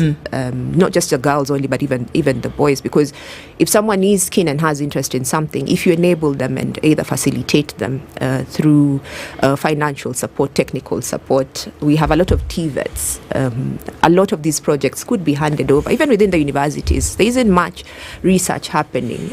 As much as the interest is there, research is also not cheap. So someone needs to fund that interest. Are these biases being dropped from where you are now? Because I mean, look, if we just look at you and what you do, sitting in the position of leadership at that level, and then also the work that you're involved in, this is not your run-of-the-mill stuff of your everyday, pick up a block and drop it here. We're talking about immunology. We're talking about serious scientific issues. We're talking about genetics here that you study and bring out groundbreaking research to be able to get things done. In my mind, doesn't play on whether you're male or female, but that you have, a skill and a talent that you're bringing towards the medical research field. So do we see those biases being dropped to the point where it doesn't matter whether it is a woman who heads this, I think in some spaces, yes, it doesn't matter who's at the top. But we do make a point of ensuring that both the women and the men are represented in terms of our training programs, because that's where it starts. Someone had to give me an opportunity to do my MSc, to do my PhD. So even within our, for example, within our PhD cohort, it's about 50-50. So of course from there, that's better playing field than starting 20-80 or 30-70. But also, in terms of like looking for funding, there are particular opportunities that are set aside for women, for example, that enable us to maybe travel to conferences. Conference organizers are also becoming more accepting. These days, if you're a young mom, you're allowed to travel with your baby. You can even get funds to get someone to come along with you. Because you can imagine someone can't travel 8 hours away and leave a young one around. So I think the space is getting better, but definitely there's room for a lot of improvement and a lot more investment. I have a question. It's a societal question. One of the things that affects young people especially is the factor of cool. It's cool to dance. I've seen many high schools have dance competitions. I've seen concerts. I've seen weekend challenges all over the place. Are we, as a society, and through our education system, and even through our parents, are we making science cool, especially for the girls? Like, because it's easy to pursue something when society cheers you on. Do you think we're doing enough to make science cool for our young ladies? I think we try, but I guess maybe we shy away from publicity. That's also one of our challenges as scientists. I had to show up here. I had no option of saying no. We are sorry for the handcuffs and the mask. We kidnapped you here. We apologize, but you're doing very well. So and that's it. So a lot more. The challenge on our side is we who are in science need to come out and talk about what we do. And I think the challenge is a lot of us we do some really good work, but we are hiding in our own silos in all corners of the world. So I think coming out and being able to talk and for people to see what science is, what science is about, who can do science, the great science we do, I think that already will make it more accessible and more accepted because you can see the face behind the microscope or whatever it is. One more question that young people ask all the time: is the pay good? It's a good one. No, it's true. It's a very important question. I hope I'm well represented. She's saying, look at me now. But it's an unfair question. No, you know why? Kids nowadays are influenced very deeply by that question. Yes, it is an unfair question in this sense. The backdrop of what we do in this country in terms of even career choices has always been to do with getting a job. Now, are we saying that we've overcome that particular way of doing things? You're spot on, by the way, when you talk about money, because once you've understood that you can get a job, then there's a question of how much are you going to be paid, because you have an idea of the sort of lifestyle you want, and that salary is directly related to that particular lifestyle. But if you're talking about research, you have to take several steps back before you understand how this whole thing works. Do we have a sufficient body of people who understand the importance of research? Just a general topic, not biomedical research, not health research, just research.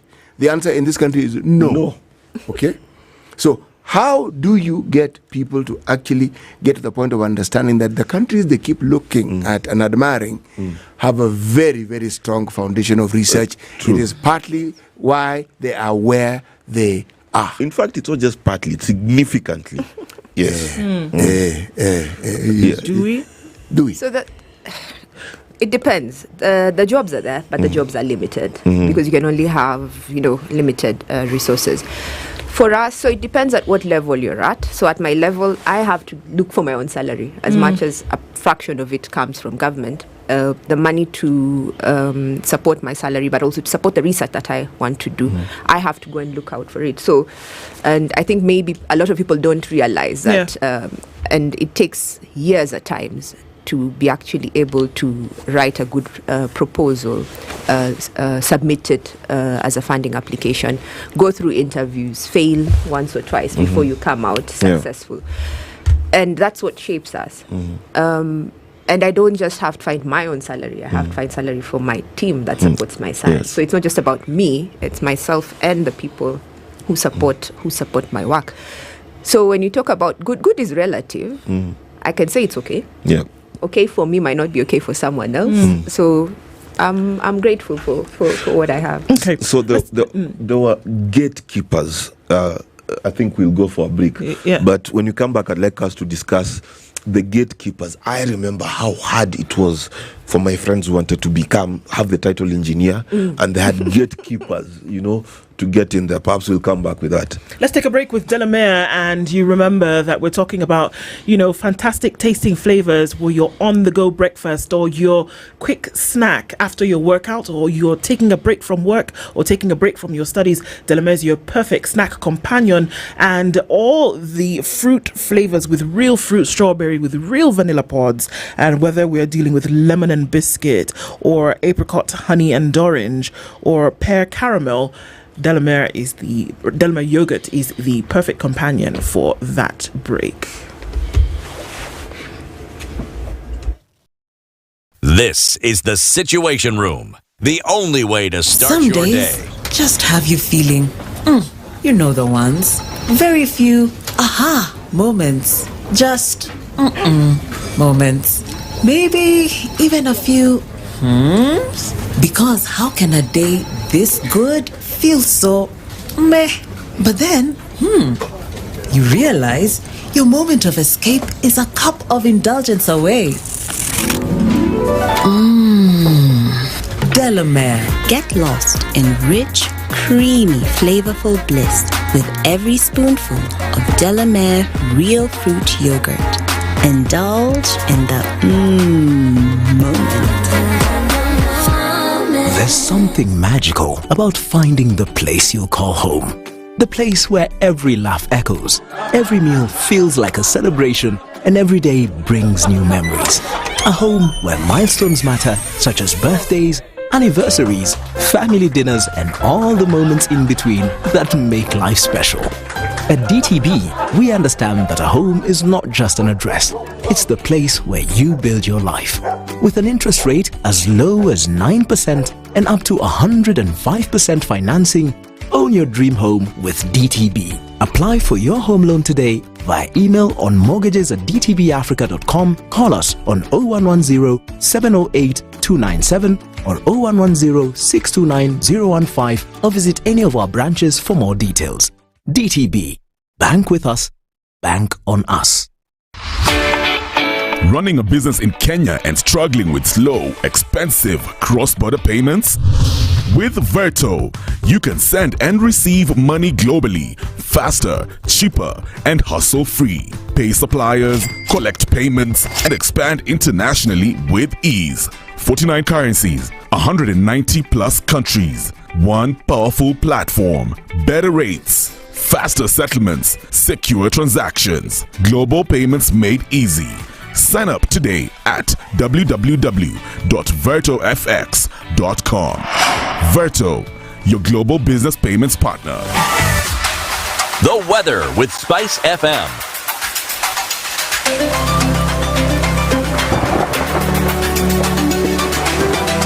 16 degrees and partly sunny conditions in Nairobi. It's 14 and sunny in Nakuru and 13 and sunny in Nyeri. Eldoret is sunny at 13, while Mombasa at 27 is cloudy and sunny conditions at 26 in Malindi. It's 21 and sunny in Kisumu, while Kakamega at 18 is sunny. Kampala this morning at 20 will see highs of 30, while Dar es Salaam at 28 is sunny. Looking into a cloudy Johannesburg at 18 and Mogadishu at 26 is sunny, with sunny conditions at 14 in Addis Ababa. It's clear at 27 in Lagos and mostly cloudy at 24 in Kinshasa.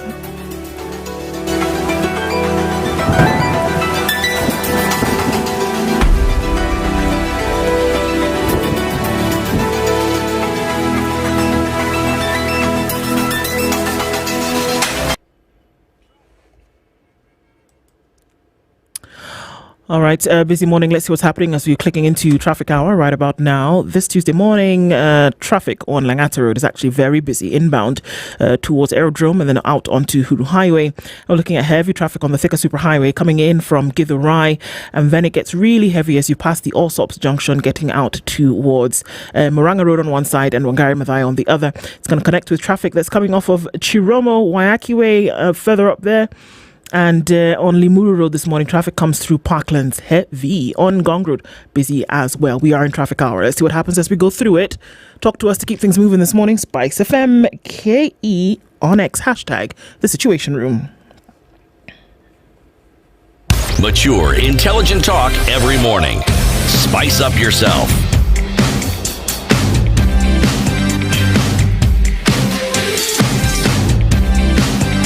Mornings done right. 94.4 Spice FM, Nairobi. At 22 minutes to 8 o'clock, we are having a Women, Girls in Science conversation this morning with Dr. Sophie Oyuga. I have to remind you, though, I have to ask you this morning, what's your plan when sickness strikes? Let's be real. If you or a loved one gets sick today, what are you going to do? Are you going to take a loan? Are you going to call a family or friends for help? Are you going to, delay treatment until you get enough money? Likely not. Hopefully what you will do is put a little bit of something away from now to make sure that you can take care of a situation later. Jubilee Health Insurance allows you to do that. For as little as 200 shillings, you can make sure that you've put a little bit of something away so that you can access the healthcare that you need at a later date. Flexible Lipa Pole payments get covered immediately and you can pay in smaller installments. Find out more. Send health to 40643. That's health to 40643. Or call 0709 949 000. All right. Dr. Oyuga, this morning, as we commemorate this International Day of Women and Girls in Science, and we look at that, societal norms is a question that Mark wanted to. Yes. So science, many fields. Many students have complained, many young people have complained about gatekeeping.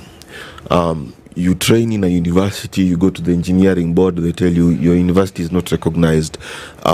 You want to be a medic, you can't get your it's called residency, right? How are women... What we call internship here. Huh? We call it internship. Yes. The gatekeeping in science was so crazy. We had 30 of us graduated. Only one has the title engineer, right? Only one. Because of the gatekeeping. They even had to go to court, can you imagine? And it's only even harder for women.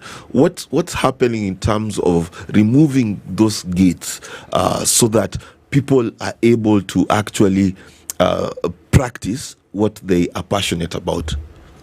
I think the people who are already within the various professions have to step up into the leadership. And by doing that, then that creates opportunities and breaks down some of these barriers because you know what people are going through and you can be in a position to speak from experience and from what other people are saying. So I guess the first thing is when these leadership opportunities come up, we have to take them up. And as we take them up, we have to want to make change and want to make a difference and want to break the barriers because it's only then that once we are in those positions that we're actually able to give the younger scientists opportunities to sort of play a role.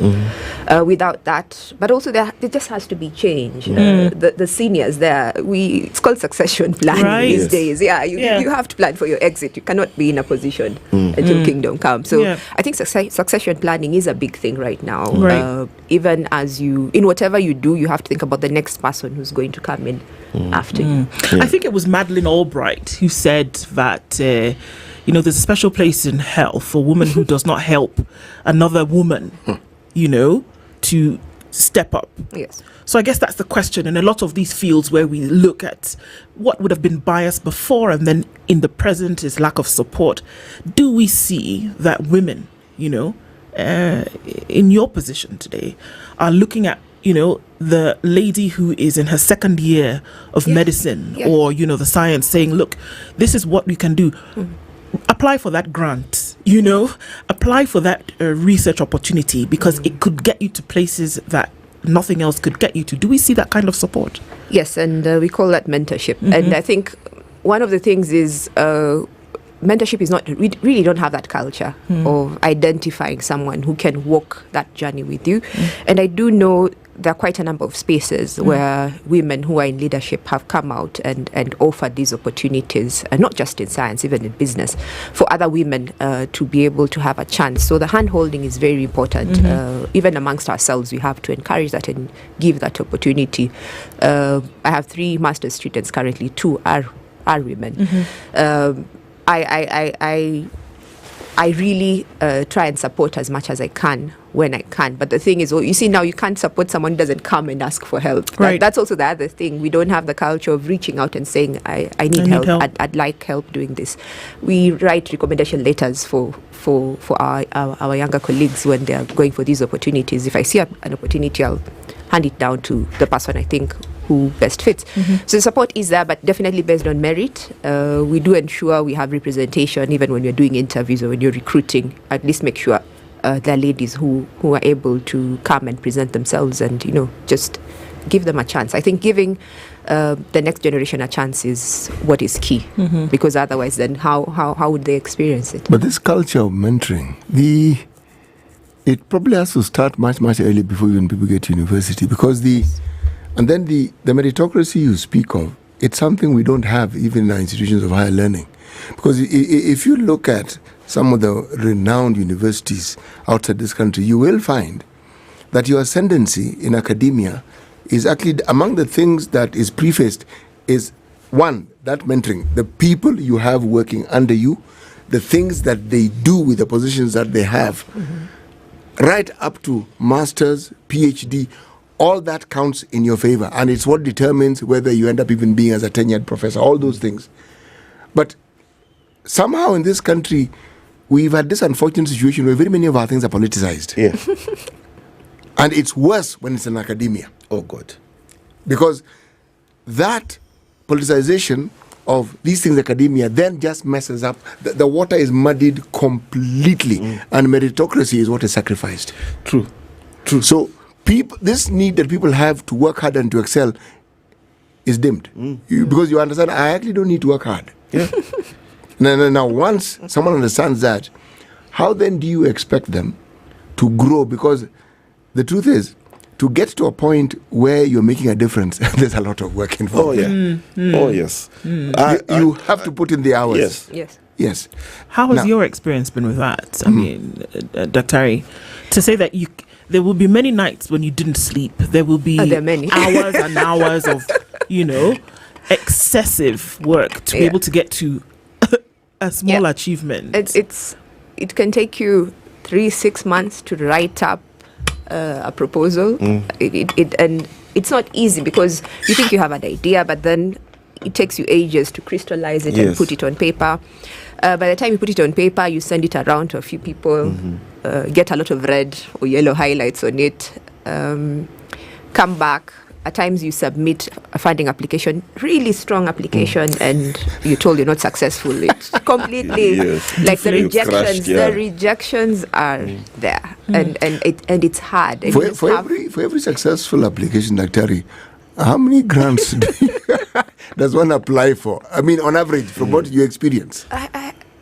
Honestly, it depends. Maybe 2-3 you get one if you're lucky. If you're fortunate. If you're lucky. 50% is not too bad. Yeah. And now it's you're not competing just amongst. At times you compete amongst yourselves internally, within the institution, within the center. At times within the institution, within the region, internationally, because we are competitive. So you put in a funding application and there are 500 other applications. And the cost of doing science is also not cheap. So that at times makes you less competitive. There are things that could make you less competitive and make your colleagues who maybe are within a university setup a lot more affordable. So, and it doesn't necessarily, even the rejection does not mean that your science is not good, because maybe the interest of the funder is slightly different from what you put in. So you just have to dust yourself and go to the next. And it's not just the funding, even when you do the work, and for us it's publication, you submit, you're like, I'll take this to this journal, high impact, and then you get within hours, you're bashed down. You're like, okay, so let's move to the next. We regret. Yes, first they start by thanking you, then they say we regret. There's something about a Kenyan university education where first there are shortcuts. Then there is some. Okay, I'll just say it as it is. Some lecturers who say, "My class, 50% of you must fail." And it's almost as if university education in Kenya, especially for sciences, there's joy in making it difficult and impossible. Right. Those of us who studied social sciences, it's the same. Yes. It's just that we're talking about science today. Yes. And I just thought I'd mention it. It's university education in Kenya. But let's go back to science. Yes. So in the science, and I want you to talk to the lecturers, the teachers who teach our kids, right? I don't want to say it for myself because I am hurt. Please tell them what these kids actually need to get tell them what Mark wants to tell. Yes. What Mark wants to tell. I'm burning. I guess so. I am also a part-time lecturer at Pwani University. And that's what we have to do. We have to be part of the system. You have to provide the solution. You can't just keep bashing the university system. So when given an opportunity to teach, to supervise students, as a people who are in the field, we have to take that up. But I guess the thing is, within the universities, I guess things have changed. The students are no longer the same as before. We have technology. So the universities also have to be proactive because at the end of the day, you still want some of them to come back and do their masters, to come back and do their PhD. So it shouldn't be deal with you and off you go. I think it's more of a relationship because you never know where you're going to meet these people 5-10 years down the line. Right. So there needs to be some positivity and some mentorship and some faith. Yes. Just have some faith in these students that you're teaching. Half of them will go and do something else, but there'll be a good number that will remain in the field. Sure. What were some of the golden drops for you? Because through this conversation, we've seen threads. Talk about the hard work that you had to put in, the bias which you met when you were younger, bias when you met when you were older, and then, quote unquote, accomplished. But what were the golden drops for you to see that you have done this work and then it's being used? The research that you have gone through and that you've actualized is being used. We visited some of the projects that you work on in Kilifi. We've seen life saved. What were those moments for you that said, okay, fine, girl, not girl, the science has worked and it's worth it? I guess for me, it was when you're in the lab, you receive samples that just have numbers and this is patient ID, blah, blah, blah, blah, blah, and that's it.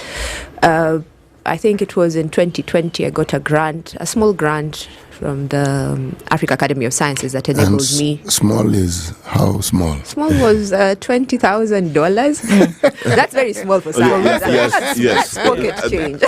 Honestly, that's small for any endeavor. That enabled me to interact with the patients and be able to tell their story. Right. And the project I really wanted to do that was out of the lab was to develop a comic book about sickle cell. Yeah. And that was a fantastic project because I managed to interact with the patients and their families and feel the impact of what we do within research.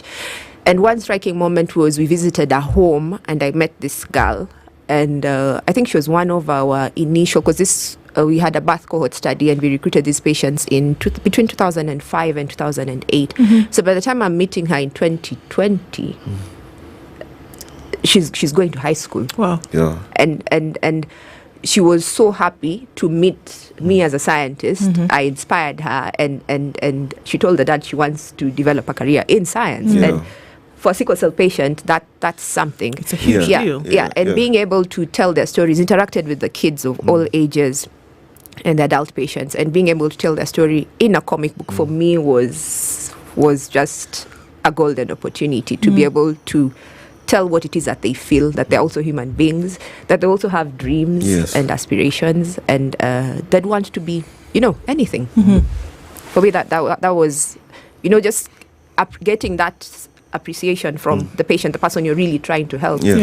Because over the last 20 years, the research we've done has enabled, improve and save lives. So we are having a lot more of our sickle cell patients moving into adulthood and transitioning to our adult clinic. That for us is an opportunity and a half to have an impact. That usually is the problem. The people celebrate breakthroughs, but they don't actually know the back-breaking work that went into this thing which you now take as normal. And for those who suffer under the burden of sickle cell anemia, my friend, that breakthrough is something else. Yeah, it's serious.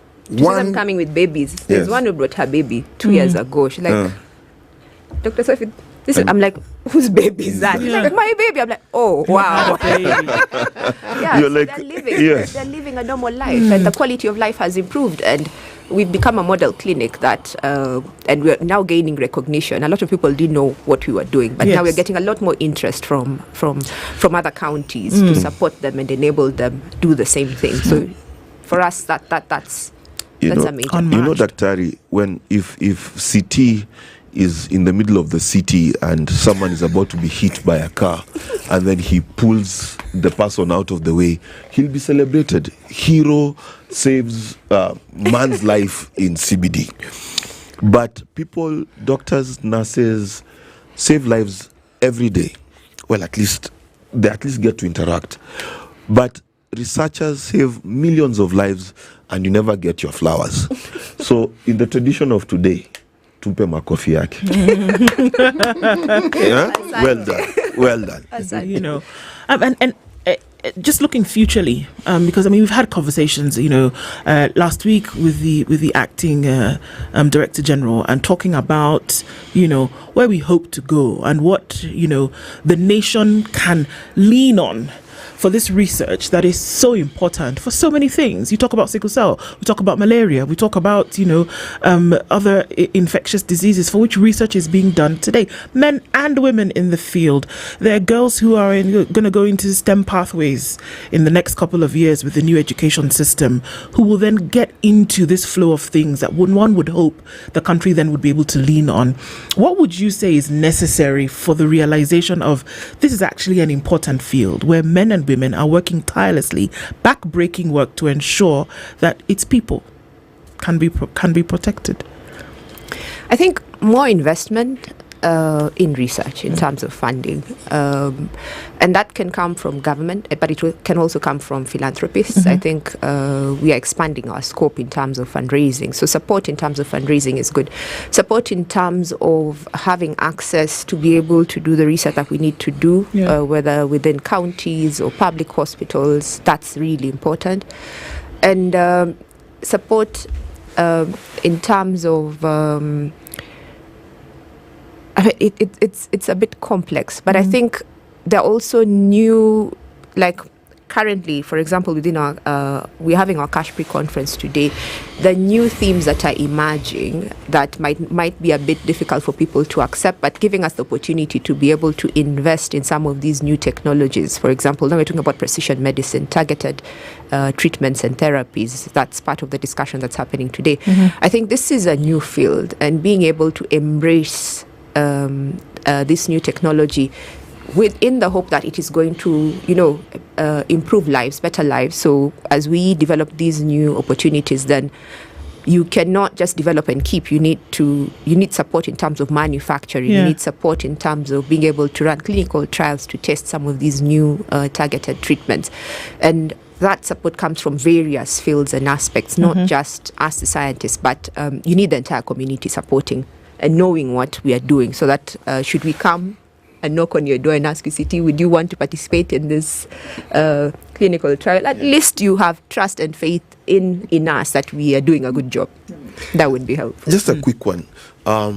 If guys want to reach out, maybe they've listened to you, they want to be inspired, they want to know more about your center, they want to know more about sickle cell, just tell them, where is it, where can they find you online, etc. Our center is based in Kilifi, the Kemri Center for Geographic Medicine Research Coast, and it hosts the Kemri Wellcome Trust Research Program that supports a lot of the research work that we do. We are within and next to Kilifi County Referral Hospital. For us, our sickle cell clinic runs on, we have the general clinic on Thursdays and Fridays, and the research clinic on Mondays to Wednesdays. You can visit our website, kemri-welcome.org or kemri.go.ke. My email address is suyoga@kemri.go.ke. All your but numbers or X. Yeah, we are accessible. We are available to support, and a lot of people have reached out. Yeah. Message to the young ladies who are listening to the young ladies. and parents as well who to the parents, allow the girls to do what they love to do, because I think passion is important. Without that passion, then the difficult times are difficult to go through, but passion is important. Allow your girls to venture into science, encourage them, support them, and for the young girls, do reach out, find a mentor, find someone who can walk with that journey with you all through. Even if you're in high school, you need that mentorship as you choose your subjects, as you move to university, and even as you transition post-university into whatever career it is that you choose. But it's a good job. I can testify. I love what I'm doing and I enjoy it. Yes. I mean, always a pleasure and always inspiring. Thank you. I mean, we'll say it from here. Thank you for the work that you do, and thank you for taking your time to make sure that generations really are impacted in a positive light. Dr. Sophie Uyoga is the Acting Deputy Director at the Center for Geographic Medicine Research, COAST, and has been our guest this hour as we look at the impact of women and girls in science and hopefully what can be done in the future. Thank you for being here this morning. I'll take an opportunity to remind you that how are you making your payments as a business? From business to business, how are you doing that? From country to country, 190 plus countries is how you can get that done in 49 different currencies with Veto FX. All you need to do is go to the website www.vetofx.com and find out how you can make that happen for your businesses. And reminding you that 1 million people get into the job market every year. And if you're one of them and you are in hairstyling, you are a mechanic, you are a plumber, and you're looking for a way to upscale your skills, you're looking for a way to get them authorized by the government and recognized by the government, KCB's to Jiajiri program is the program for you. You need to check them out. They will take you to a local TVET, train you on what you're supposed to do, but not leave you with just training without the ability to manage your money. So they'll teach you how to market, how to account for your money, and how to make your business work so that you no longer have to look for work. You become the employer. KCB to Jiajiri is your hookup. Good morning, 8 a.m.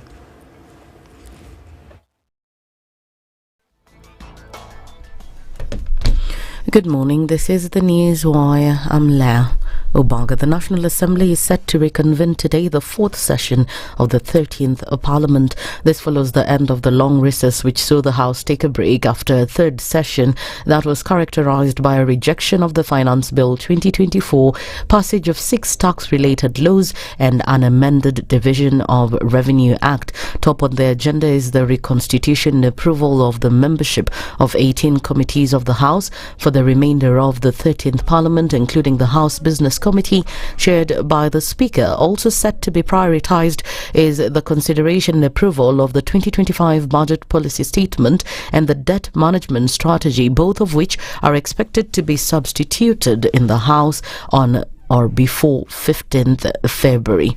The Senate is also set to resume its sittings at 2:30 p.m., marking the beginning of the fourth session of the 4th Senate. This session follows a long recess that began in early December 2024. President William Ruto, Prime Cabinet Secretary Musalia Mudavadi and at least 100 MPs and top government officials will fly to Addis Ababa in solidarity with Raila Odinga, Kenya's candidate for the African Union Commission chairmanship. Other political leaders, including governors from across the political divide, will also be travelling for the vote. The tightly fought election is scheduled at the AU summit on Saturday and Sunday, and so some political leaders will be landing in Ethiopia's capital on Thursday. If the ODM leader wins the elections, it would be a major diplomatic and political victory for President Ruto as well as Raila. The triumph could cement Ruto's hold on power, attract Raila's political bases and enhance his standing. Yesterday at a prayer service led by the ODM party, Raila expressed his readiness to accept the results of the AUC elections as they come. Mimi nina hakika tutakienda pale kwa Mungu, kiongozi ya Mwenyezi Mungu, tutafaulu. Tukishinda tumefaulu, tukishindwa tumefaulu. Sawa sawa. ODM.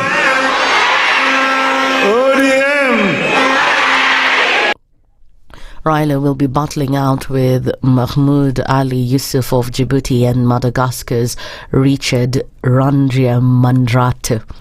At least 4 miners died from suffocation in an abandoned gold mining site in Ruga village, Kowidi location, Rechonyo South, Homa Bay County during an unauthorized mining expedition. Officials said the miners had ventured to the 900-foot deep site without oxygen supporting equipment. The 4 men entered the mine, abandoned for 3 years, without first informing the owner for their safety. Witnesses said there were 5 miners at the site and only 4 proceeded into the shaft, while the 5th man remained at the entrance. Homa Bay Police Commander Hassan Barua confirmed the incident. Actually, it's only their names which are not known, but physically they are known. Actually, I understand this morning at 11:30, these 4 people went to one mining pit. This pit, I understand it was abandoned by the owner. So they decided to go for the gold. Accidentally, they suffocated. So their bodies have been retrieved. This is a police officer with members of the public. Actually, when going for gold, I think they need to go to the experts. Yeah. Because you cannot wake up one day and go to look for the gold, which is not your work. That's the news wire. I'm La Ubaga.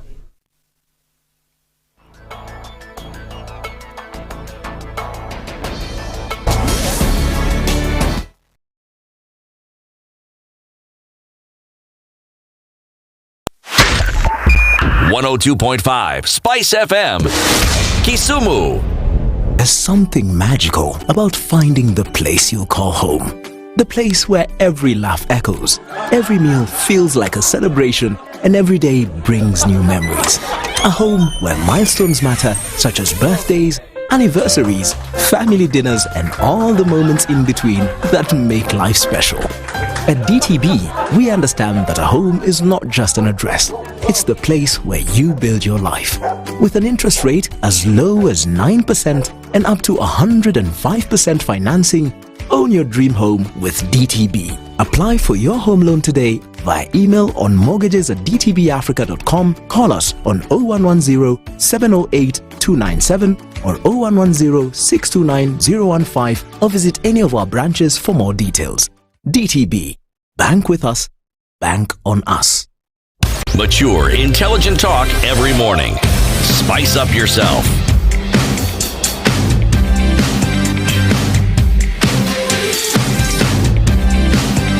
Mornings done right.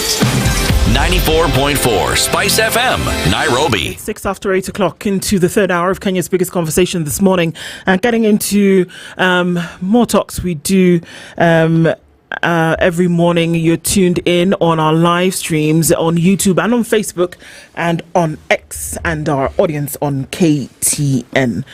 Mark, you were telling us before that KCB is doing some great stuff, KCB Foundation doing some great stuff by giving folks the skills that they need. Do you know, I've been trying to find another institution, another program that has created 150,000 plus jobs, trained over 35,000 people for free. And you can't for find free. And it's, the impact is so direct and I can't find.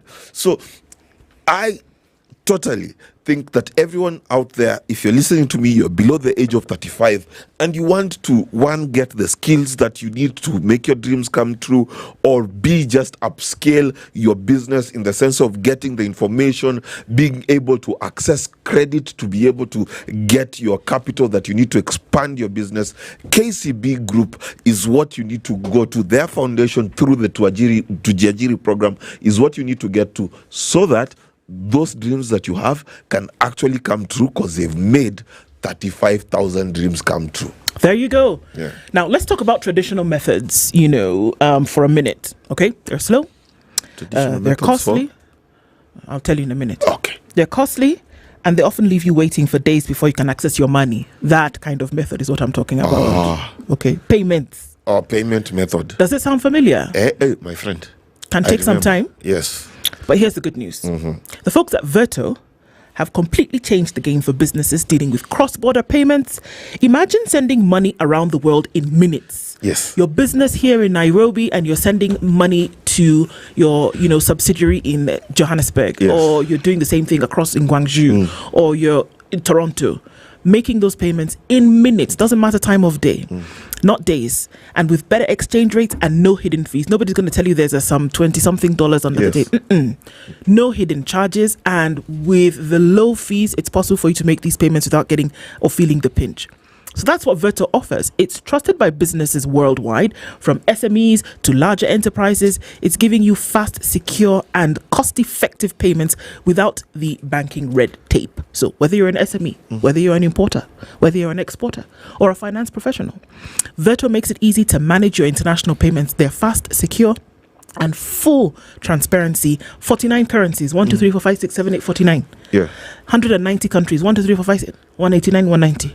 Countries around the world, and a platform designed to keep your business growing. Log in anytime. It's all in one place. So why stick with the old ways when there's a smarter, more affordable solution? All you need to do is head on over to www.vertofx.com and sign up today to start making better global payments. 1, 2, 3, wham, bam, thank you, ma'am. Get it done.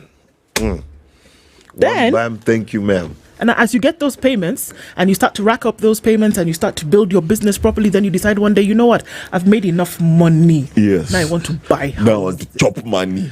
Now I can't put all my money in this house. I want to be able to pay slowly. What do I do?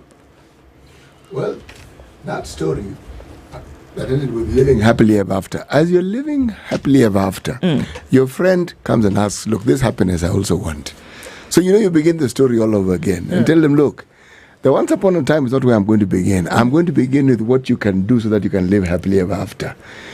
There is a bank called Diamond Trust Bank. You need to go and visit them. Oh, yeah? Yes, you do. It's important. This is me who's living happily ever after telling my friend the story. So they know how they can also live happy. Because they're wondering, why am I this happy? And ever after by yourself. Yes, exactly. Yes. Saying, look, even this effect, I also wanted in my life. And we always thought it's Ugali, but it's different.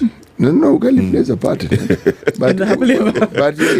But when you're eating it in that house, if you're living happily, that Ugali is wonderful. Yes. In your own house. Ugali is better in your own house. So true. I tell my friend, look, let's start with what you can do. Then I'll give you the details of why it's important to do what I'm telling you to do. I'm telling you, look, you like sending emails. Send one, okay?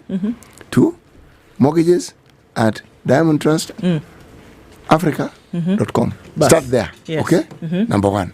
That's number 1. Number 2, go and visit any Diamond Trust branch, okay? Now, why am I telling you all these things? Because, my friend, Diamond Trust offers mortgages. 9%, 9.5%. Why 9.5? 9% if you borrow or you get a mortgage for 10 years. If you get a mortgage for 25 years, it's 9.75. Okay. But beyond that, they're telling you, look, please prepare yourself to smile. There are no hidden charges. Bas. Okay? There are no penalties for paying early. This 9% and 9.5%, it's a constant. It won't change. Whether which currency does what other currencies do or whether they do their own thing, nothing changes. And they're saying, you know something? If you are in the diaspora, we will still consider you. We'll give you up to 80%. Lovely. Mortgage. Okay. If you're in Kenya, whether you're employed, whether you're in business, and you, my friend, I know you're in business. That's now me telling my friend. Yes, I know you're in business. You are included in this. Okay. But you can get up to 105%. Love to hear. We guarantee this because we are in partnership with Kenya Mortgage Refinance Company. All this information, go back to where we started off. Remember the email and the visit. You will confirm what I'm telling you. So, my friend, this happily ever after story, it's not just for me, it's for you. Pass on the information to that other friend I know you have. Voila. And that's where we are this morning. Fantastic. Great stuff that you can do. Get the skill and talent, get the business, get the mortgage. Those are the kind of things that we're talking about this morning. All right. And so getting into our conversation for the day, Half of the folks who are supposed to be here to having a conversation with us are here this morning. And as we get into it, Kasmo Mokore is here. Kasmo, good morning. Good morning, dude. How are you doing? Quite well. Fantastic. Yes. You're draped in orange.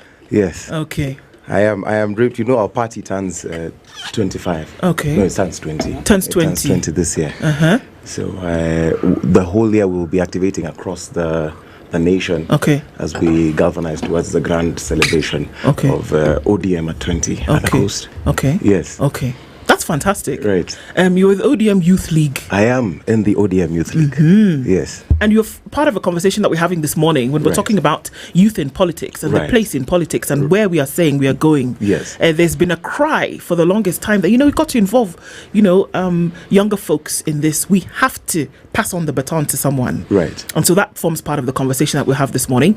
Murari Kabaso will be here. Right. He's stuck in some Nairobi traffic somewhere. Yes. But he shall join us shortly. Somewhere in Nairobi. Somewhere in Nairobi. Yes, we Last should tune in for the traffic minute so that we show him which road to use. Which is the best option to take. Yes.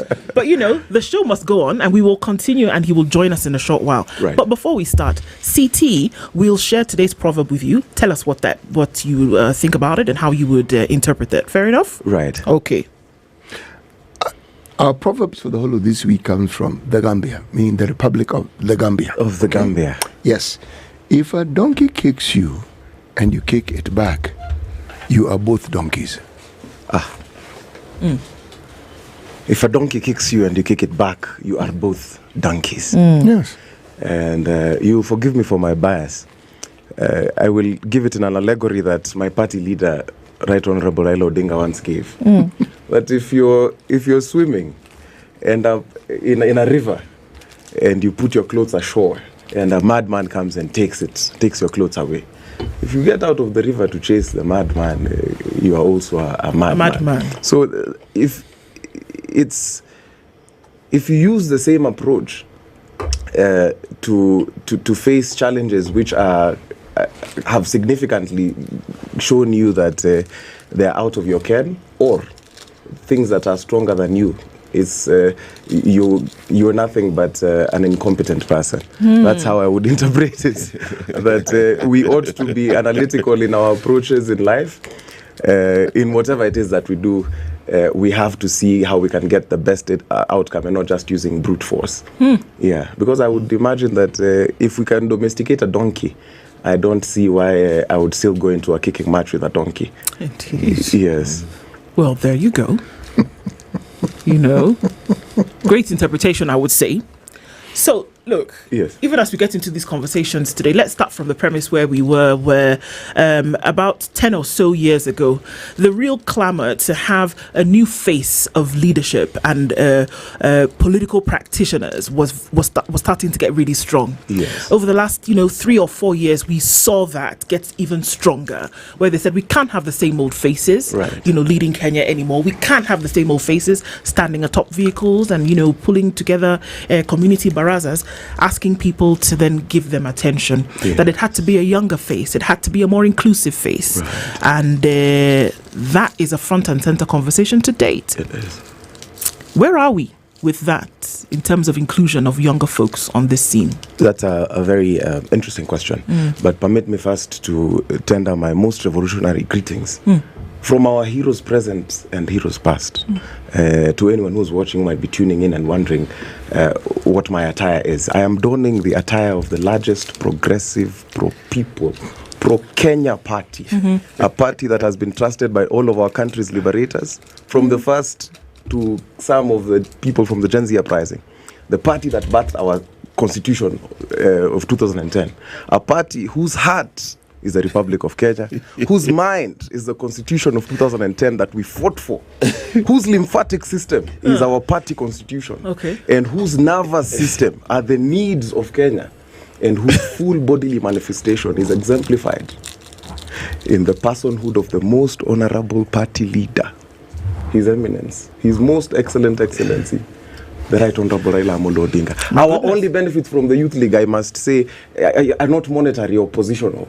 It was important that you said that. It is that. none of those. Okay. It is in being able to live in the manifestation of the FLF principle that was set up by the late Senator Otieno Kajwang, FLF? Which is faithfulness, loyalty, and fidelity to the party, in experiencing that camaraderie. And I can say that in the national conversation, the young people have been totally excluded.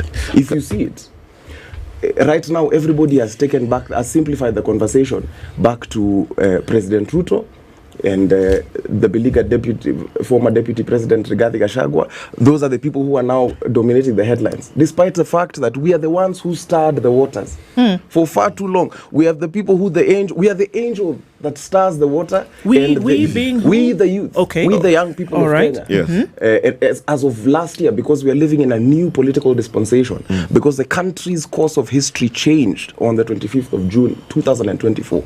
We stirred the waters, but we did not get the healing. So we stirred the waters and other people jump in. So we have been the lame person who stayed ashore. Just hold on. I have a question for you. Yes. When you join ODM, yes, are you taught to mention Raila Odinga in every other statement? Must you quote him all the time? Is he to be praised all the time? Because there seems to be something about Kenyans when they enter a political party. It's like they sing from the same script. Is it possible for an ODMer to speak without mentioning Baba? Is there anything this fine gentleman has said which is not true of Raila? Yes. No. Please hear me. The person invited to the show is Caswell. Yes. Okay? Yes. Raila, we know. Mm-hmm. You know, even the demons told the sons of Sceva. Yes. Jesus, we know. Yes.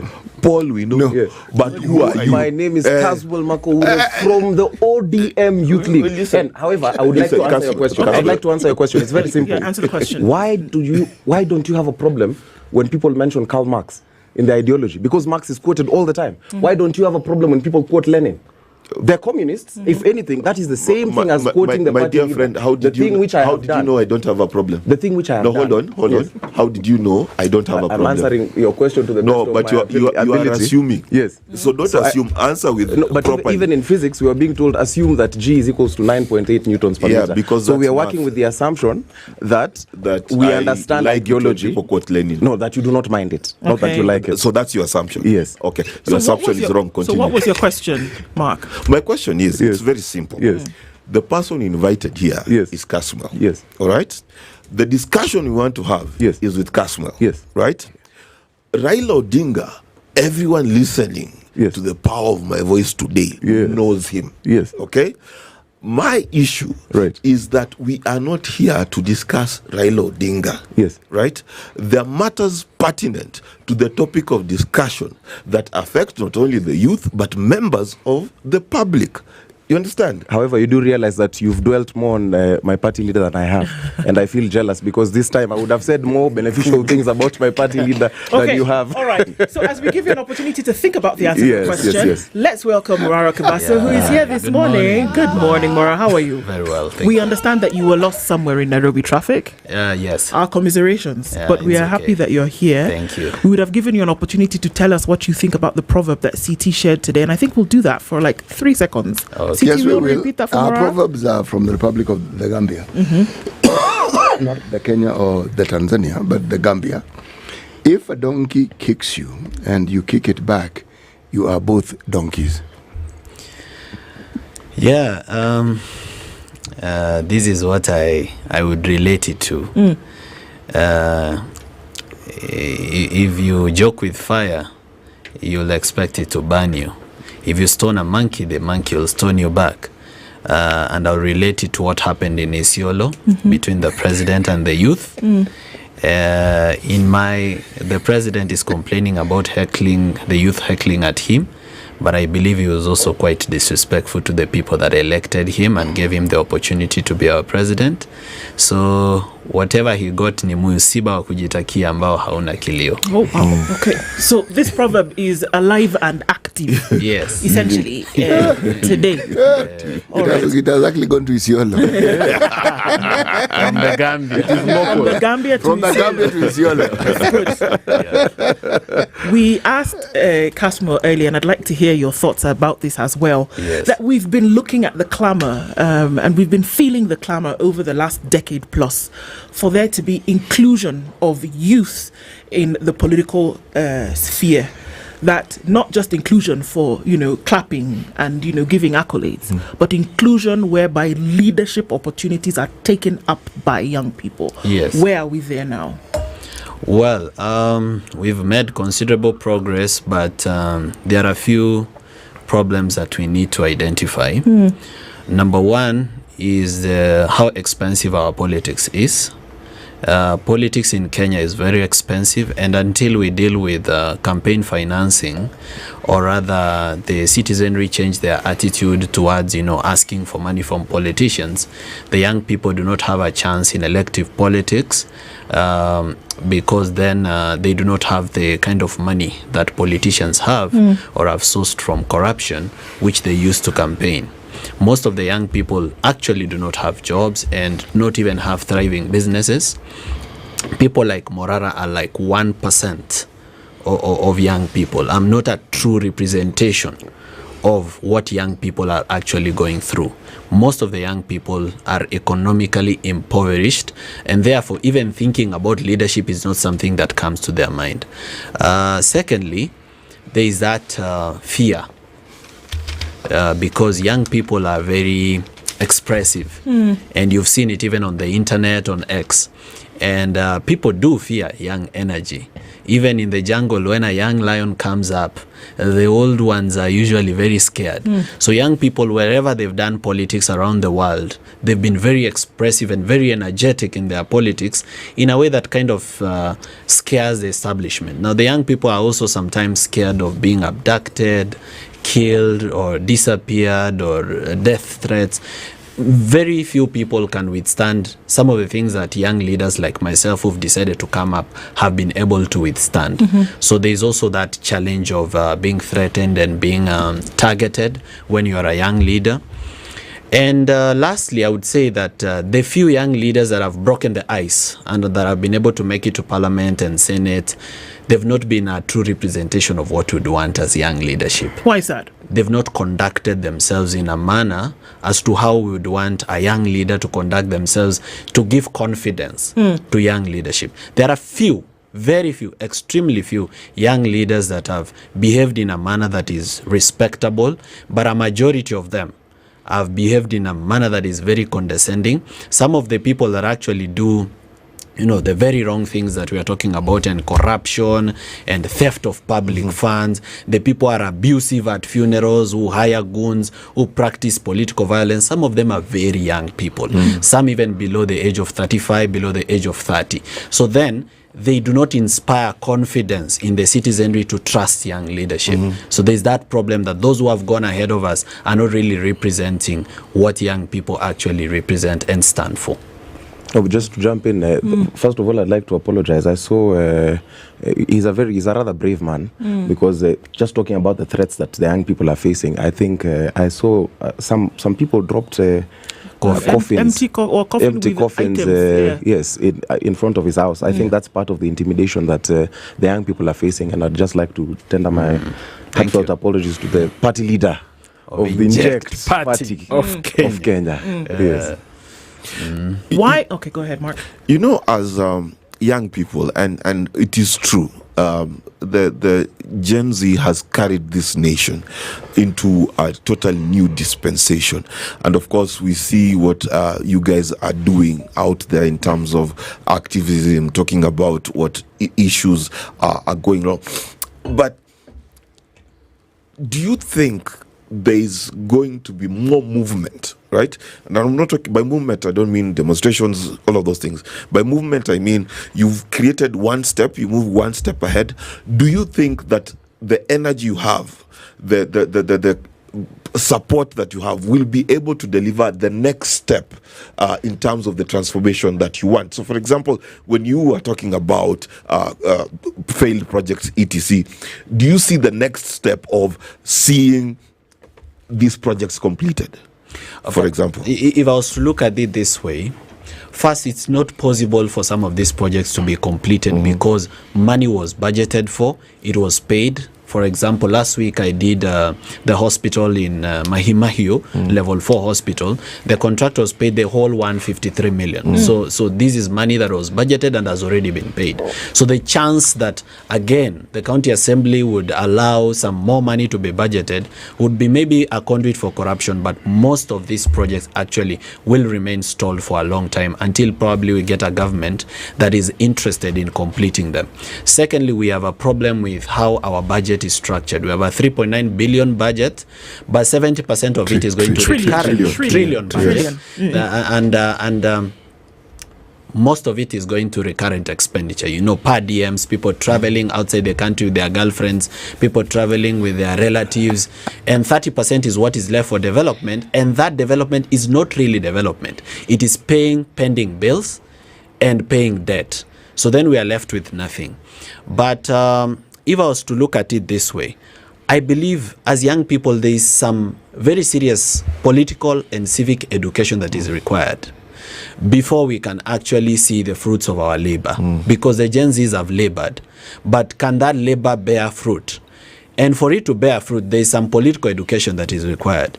We need to realize, okay, that our problem is not just the leaders. It is the system that brings this kind of leaders to power. So we may be making the mistake of focusing so much on individuals and forgetting that these individuals are a product of a failed system.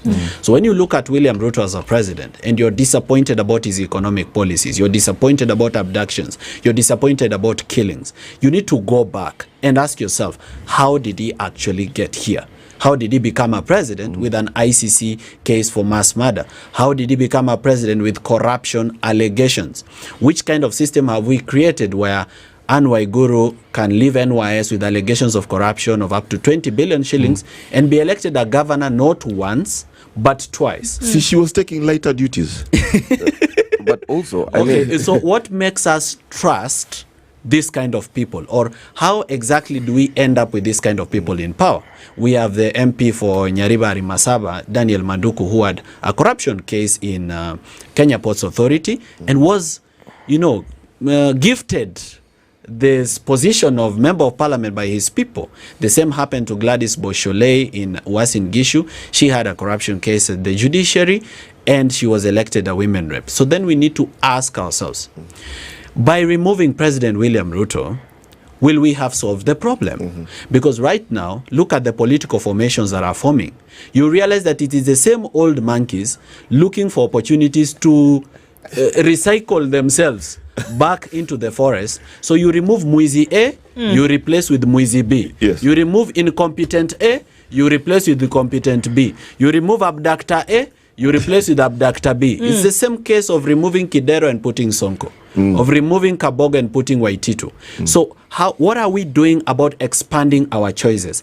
And good people and people of integrity need to step up and take positions of leadership. They need to stop fearing politics. And who are these, Casper, when we look at that? Because I think that becomes an overarching question. But how do you know that the person that you're going to select or the person that you're going to put up is one who's going to stay away from these vices that Morara speaks about? I think, first of all, just we are those people. But two, if we had good systems, this is very heavily pegged on systemic change. And I've been in this studio severally and I've talked about systemic change, and it is rather unfortunate that the thing I'm most remembered for is for jumping through a door into Nation Media Center. We have consistently clamored, and even when we were shouting, for example, when we were chanting Ruto must go, for example, you remember that we said that it is not the person Ruto, it is what we thought Rutocracy was. It is the system in which he is. And I find him to be a rather unfortunate president because he's come into an age when we are coming into the age of enlightenment, in an age and a generation where we do not let things go. I also think it is rather unfair for you to call young people who are just making their debut into their leadership journey to ask them such questions, because the work that Morara is doing is not his job. He should not be touring the country. We have the Auditor General. But he's a citizen. No, wait. We cannot. This is the thing. This is the problem with Kenya. This thing which you're saying, but he's a citizen. He is supposed to be. He's a young man. And how is that a problem? I'm about to explain. Give me time. Let me land. This thing for you saying he is a citizen, you have better capacity than he has. You are a media station. You have the privilege of having staff, cameras, a research department that is well funded that could go and visit those projects. You could also host the office of the Auditor General. You could also host people from EACC and ask them to actually do their job. Now, it has gotten to the point where it is so bad that a young man cannot focus on his growing business. Because what we are doing right now, by Morara being the party leader for Inject, we are effectively making one less businessman. Because have you been spending as much time in your business as you should be? Of course not. The business. I'm going. Let me land. I have to ask a question here in order to buffer this. Morara, when you decided to go on this, the country travels and see, the Vampire Diaries, let's call them that.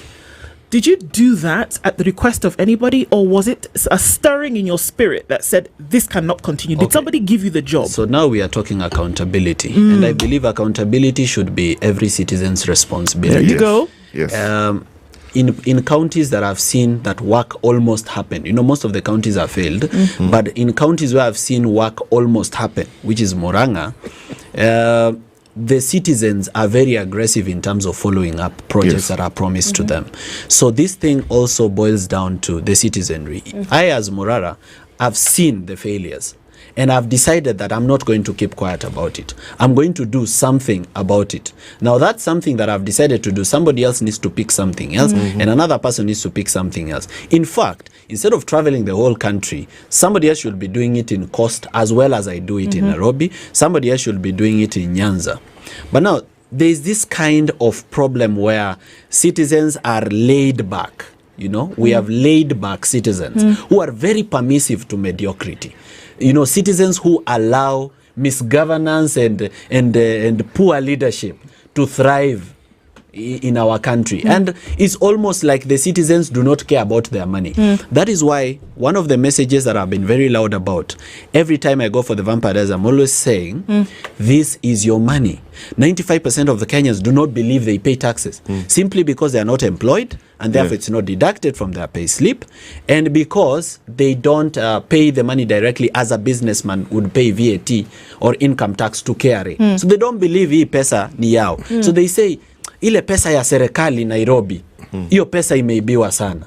They forget that this is their money, that when you buy a cigarette, when you buy alcohol, when you buy anything, even a motorbike person, mwenye anaweka mafuta ya 100 shillings at a petrol station has paid taxes. And therefore they need to know that cumulatively this is your money. This is mine, yours, and some. I have a question. Is there someone who's supposed to be doing this job? For example, no, I'm not saying you're doing a bad job. Duty. This is about duty. Yes, to the country. One thing we forgot to put in our constitution. Yes. And I believe we misstepped that one. Right. Is we put human rights and the rights of citizens, but we forgot to put citizens' responsibilities. Now, a citizen has a duty to be responsible. Yes. I, Morara, am being responsible. Yes. Now, it's like a responsible father. I may be responsible in this home, but my neighbor is not. Yes. And that's why I'm trying to encourage my neighbor to be responsible with me, so that when our children go to play together, my child is not playing with a spoiled child from the other home who is poorly raised. So everybody essentially set on the same line. Everybody needs to do something. Journalists are doing something, and I really appreciate what journalists are doing. I am doing something as a citizen. Okay, judges sitting in court, listening to these cases when we bring them to them, are doing something about this. Now, everybody needs to start doing something. Even matatus need to start putting some programs and radios that actually educate the citizens. Musicians need to sing about this. Instead of singing about love, alcohol, heartbreaks, and drugs, navuta kishash, navuta kibangi. This is a good opportunity for them to actually infuse some political education, and we saw it during the Gen Z movement. I don't know why it died down. They need to infuse this into their music, into their art. Did it die down? No, it did not. No, let me just sorry, Caswell. Our editorial guidelines do not allow you to wear branded merchandise. Okay. Because then ODM would have to pay us for your hat. So we ask you to kindly remove it. Because I have not combed my hair. I find myself in a dilemma. Therefore, I think I shall, if you give me some time, I will have to go and look for a comb somewhere. I'm sure there's a makeup room. Yes. There's a makeup room. Yes. We'll give you a chance to do so. That would be nice. Yes, because we have to be fair to all other political parties. Yes. Because now we would have to have all of them so that it's free for everyone. We'll see you guys soon. In a few. Don't take too long. No. As long if we find an Afrocom, I shall be back very soon. Lydia will help you. Lydia, if you see nice dimples, that's Lydia. She'll help you. I usually try to, avoid to discuss people. But in this particular instance, we are discussing about what young people and young leaders in the movement represent and what they are actually inspiring other young people to do. And I would ask myself, have the mainstream political parties in Kenya been the change that we want to see? So then, what are we telling young people? Is it we are telling them that, the only way we are going to achieve this change is if we join the parties that have already created the failed system? Or are we supposed to create something new that has different values and styles of doing things? So I believe that's basically the difference between what I do and what Casmuel does. Casmuel is going back to the system that was there. Okay? Which I would say is a misled thought, is that he will go into ODM and change it. Which is not something that can happen in this generation or the next. So there is that need for us to shift from the old and bring the new. The same way the Bible says that the night is gone and morning has come. So are we saying that essentially how politics will change, or how the leadership that we so earnestly search for today will change, is if you get rid of the old completely? You can't deal with the folks who were there before. You have to bring in new faces from top to bottom. Yeah, because look at an example of Matiang'i. So when Matiang'i made a declaration that he would be running for president, some quarters were excited. But I was not. I was not excited because who is backing him up? Who is bringing him to us? Who owns him? The reason I've been agitating for people to fundraise from citizens is so that they are owned by no one. They are owned by the people. But here is a case where President Uhuru Kenyatta is fronting as a candidate. So essentially we are bringing President Uhuru Kenyatta back to power. So then we have a progressive person here in the place and name and style of Fred Matiang'i, but being backed up by the old guard. And if he were to come to power, then he will not serve us, but he will serve the old guard. So we have to change the system, the manner in which people actually come to leadership. And it's good to keep repeating this. When good people stay out of politics, bad people will lead them. And good people should not complain when bad people are leading them. If you believe you are a good doctor or a good lecturer or a good head high school teacher, and if you were to go into leadership, you would be a person of integrity and you would lead our country to better heights and change and create opportunities. But you do not want to join politics.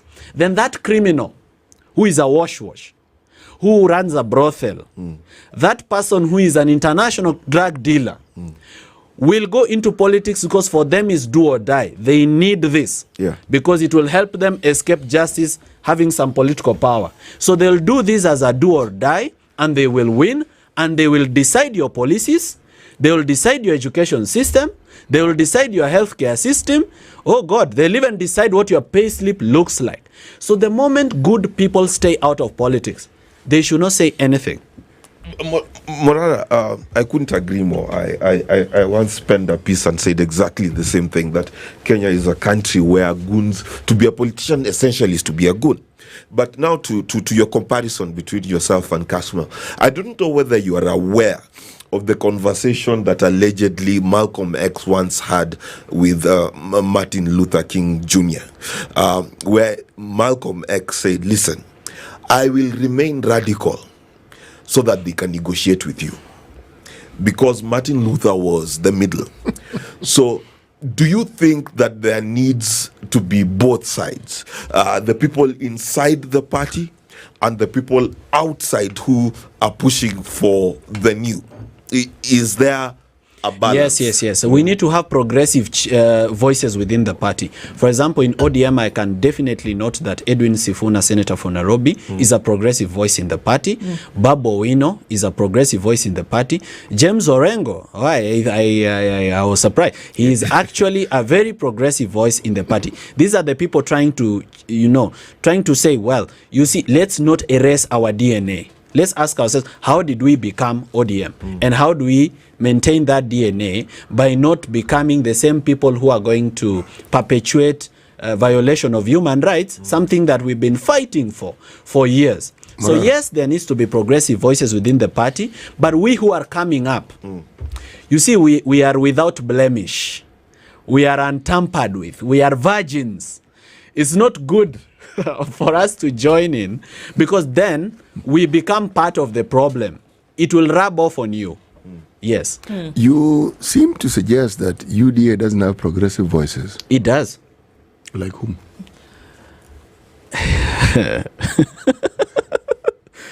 That's all right. That's something that will take me a long time. There's a problem in UDA. There's a point. Tell you what the problem is over there. Yes. Simping, and simps will see dust. Okay. There is a simping problem. You might want to say what simping is for city's benefit. Okay. Yes, I was going to ask you. You're speaking in tongues. Is it a process of drinking something? Is it a process of what is it? No, simping is simply psychophancy. Oh, simping. Okay. So now, in UDA, everybody wants to please the president. Now, I don't know who told them the president is interested in being pleased. I have attended one political meeting in Kisumu, which was supposed to be a development tour, where everybody who came to the stage, nobody talked about the people. Everybody talked about how the president is, how nice he is, his voice, his height, his dressing, what he did last week, what he did last month, how it is running the country very well. So everybody comes in to come and praise the president in a way that even makes the president doubt the praise. So everybody is saying, mtukufu rais, baba wa taifa, mimi nataka nikueleze kwamba watu wa hii area wanakupenda. Na hawa watu wamenituma kwako. Nikuambie kwamba ile kazi unafanya usiogope. Sisi tunakuombea. But how do you know hajatumwa na watu?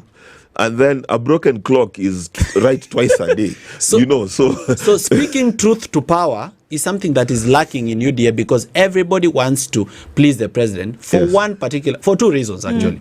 One, they fear being denied the goodies of power. The flag, the security, the access to tenders, the access to powerful offices for brokerage of deals. They don't want the door to be closed on them. Kwamba wao unapiga president huwezi kuingia hapa. So then they decide to simp without end. Okay? Then number two, they are looking at 2027. And they are seeing, probably because of the tribalism and because of the region where the president comes from, they are hoping for a ticket to be MP again, to be governor again, to be senator again. So it's a selfish interest where they think about nobody but themselves, and therefore they never talk about the people. They never talk about the roads. They don't talk about the hospitals. They don't talk about the stalled projects in the area. They are just there to praise the president. Okay. So, Kasmal is back. Still with Hatim. Yes, I was told to come back with a thing. They couldn't find a comb. Okay, that's beyond my reach. Right. That's fine. Let's continue with this. Back. Because while you were away, Murara told us that, one thing that he sees is that you would want to go into the ODM party as member of the Youth League to change the way things are being done, as opposed to removing the people and have new faces, which Morara believes that is a recipe for the kind of politics that we are looking for in this country. Yes? Right. And for me, the thing which I've consistently said is I'm not joining the ODM Youth League seeking positions. For me, I don't care about it. And a lot of people have been talking and saying, oh, this is how the party works. For me, I just want to be in a place where we can revitalize. Because remember, a lot of the revolutionary voices that we have in our continent started from rather problematic youth leagues. Malema comes from the ANC Youth League, with his comrade at arms, Cyril, and even some of the people who've gone in Umkhonto. I am looking at this as a place that gives us a living, fighting chance. previously when I was a free agent, some of the frontliners knew that they had parties. They knew that a particular lawyer would come and rescue them if they got into any sort of worry of legal any troubles. spot of bother. But now, in this particular youth league, I can come and say, hey, listen, I have, and I didn't just join any other youth league. Because at the time, there were several political parties. In fact, I sat here as the spokesperson for the NCCPA, which was the National Coordinating Committee of the People's Assemblies, and there were political parties in there. So when I looked ideologically, just a moment, when I looked at the ideology of the available parties, I said, this is the one that aligns with mine the most. However, there still is a lot of work that needs to be done. And now I'm joining as a member. So I hear people ask me, can you go against Raila Odinga? And I'm like, it is none of my business to go against him. My business is to ensure that in this youth league, the vigor that we had when we were on the streets, the ideological grounding that we had, the sharpening of our contradictions, the pursuit for a better country, the pursuit for accountability, good governance, and the war on graft, we can keep that fire burning, but in a structured unit of camaraderie. I have a question. Yes. Permit me to ask. Go for it.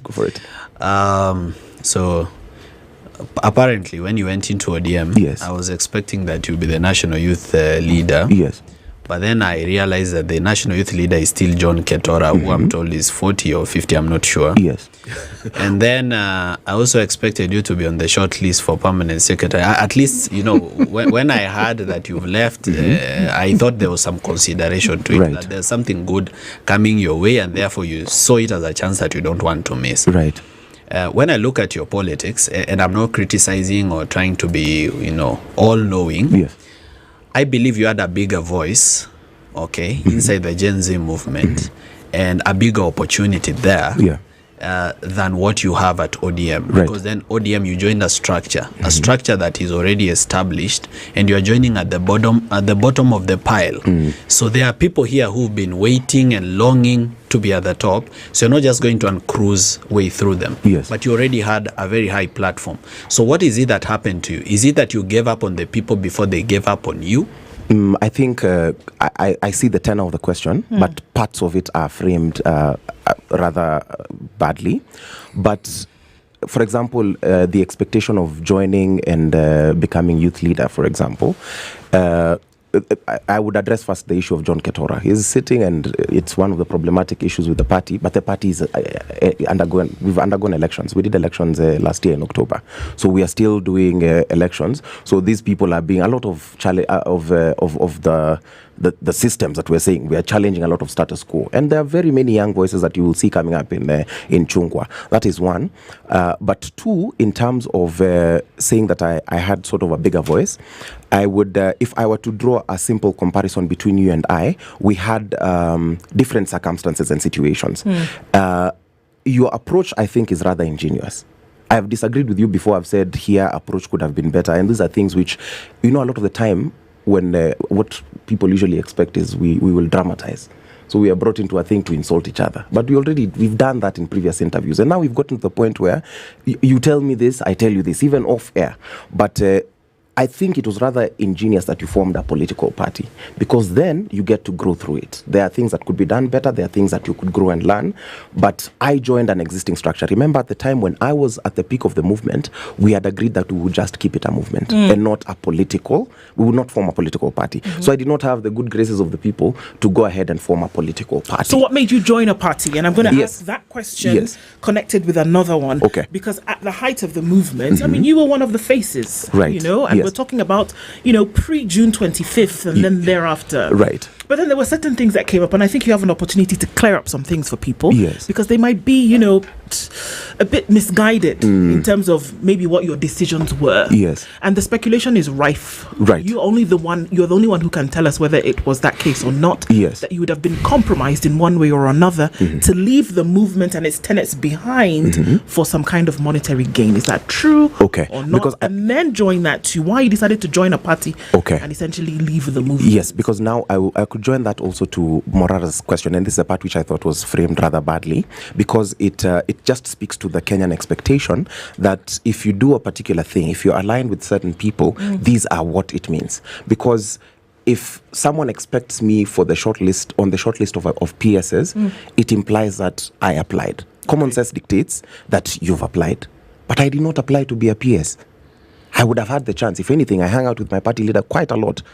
And he's rather fond of young people. I don't know where that stereotype has come from, but I'm meeting a Raila Odinga in an age where he's super interested in young people and he's super interested in listening. He has always been interested in younger people. Yes. He didn't start with you. Therefore, that's what I'm saying. At this point, if I made a request to Mzee and told Mzee, listen, as compensation, please go and talk to number one about this. Do you think that would be something that was let true? me ask this question. Let me finish. No.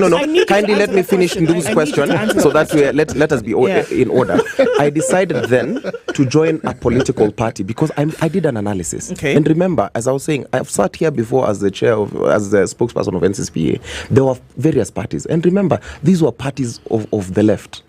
These are leftist parties, which are supposed to be the progressive parties. In looking at what they stood for and their approach and their organization, because we have to organize before we mobilize, I saw that the Orange Democratic Movement is the party that would have best allowed me. I have to interrupt you. Yes. I have to interrupt you. You know, this discussion, we did not want it to be about political parties. Yes. For a simple reason. Yes. Our constitution states everybody here is a sovereign. Everyone here. Yes. The sovereign is supposed to be the determinant, not the determining factor, the determinant when it comes to change. Yes.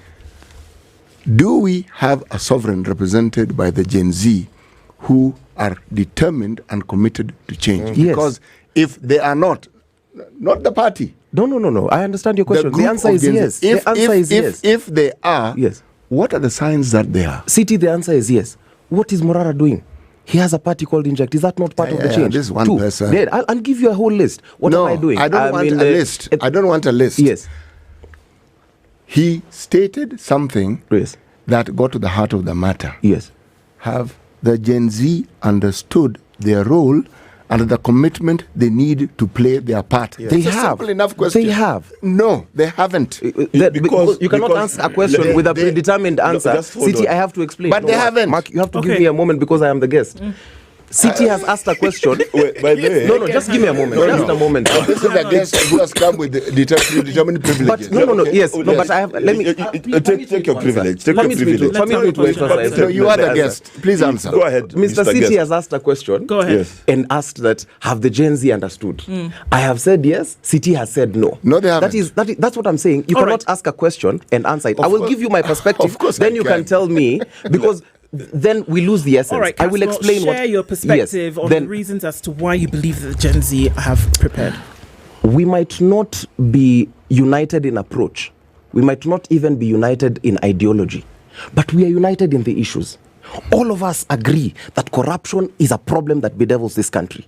All of us agree that there needs to be accountability in government. All of us agree that we need good governance. That Gen Z that we are talking about, we've gone into the digital space and taken over that space like no other generation has. So it does not.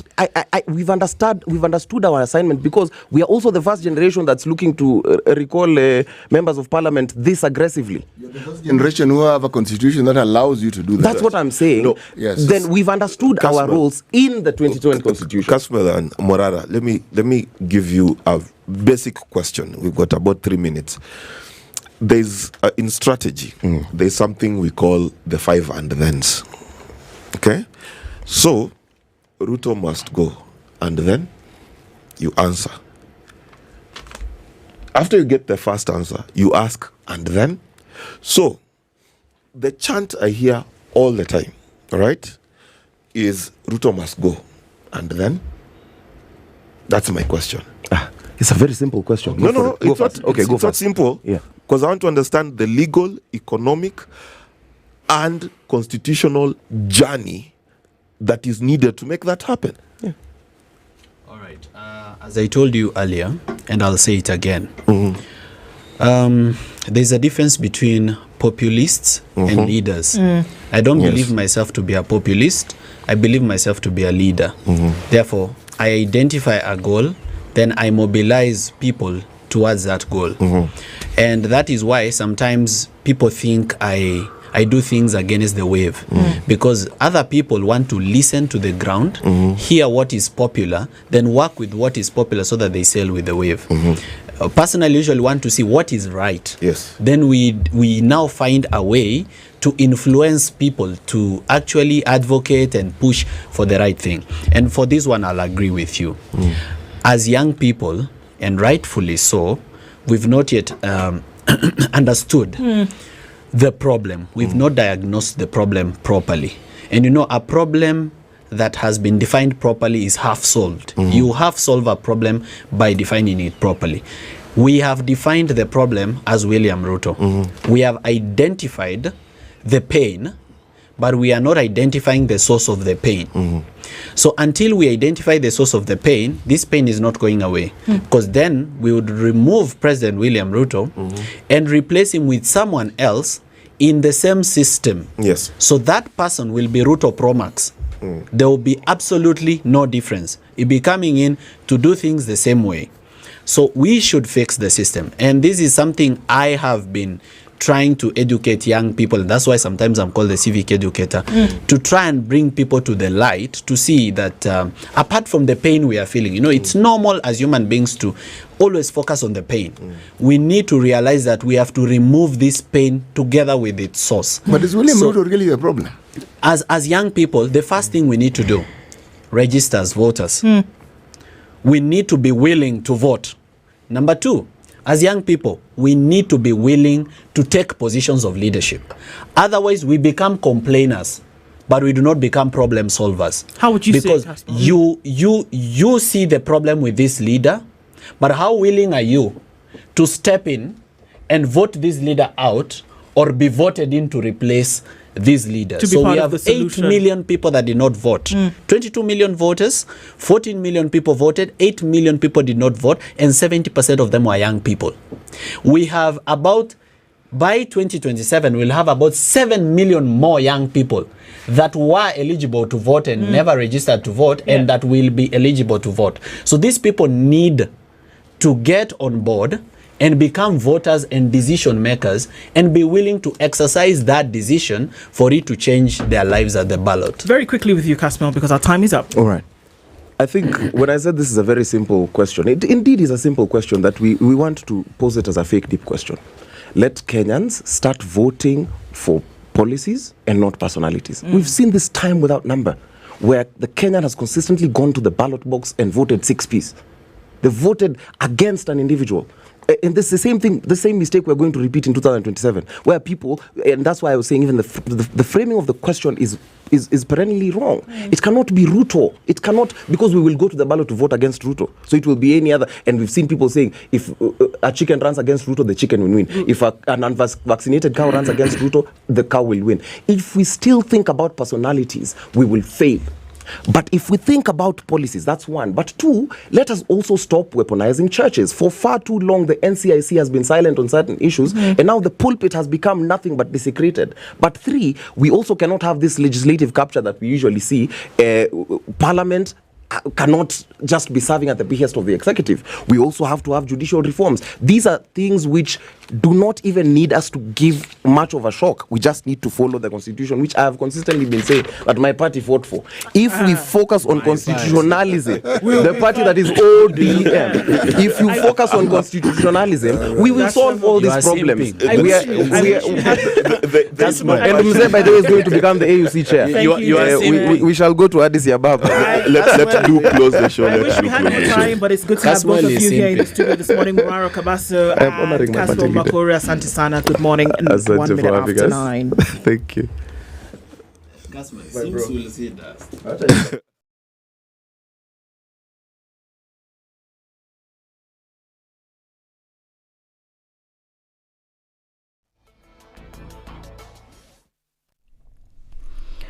Good morning. This is the Newswire. I'm Leah. Ubaga. Various opinions continue to be expressed after President William Ruto lifted the vetting and restrictions for residents of the Northeast region or to register for Kenyan national ID cards.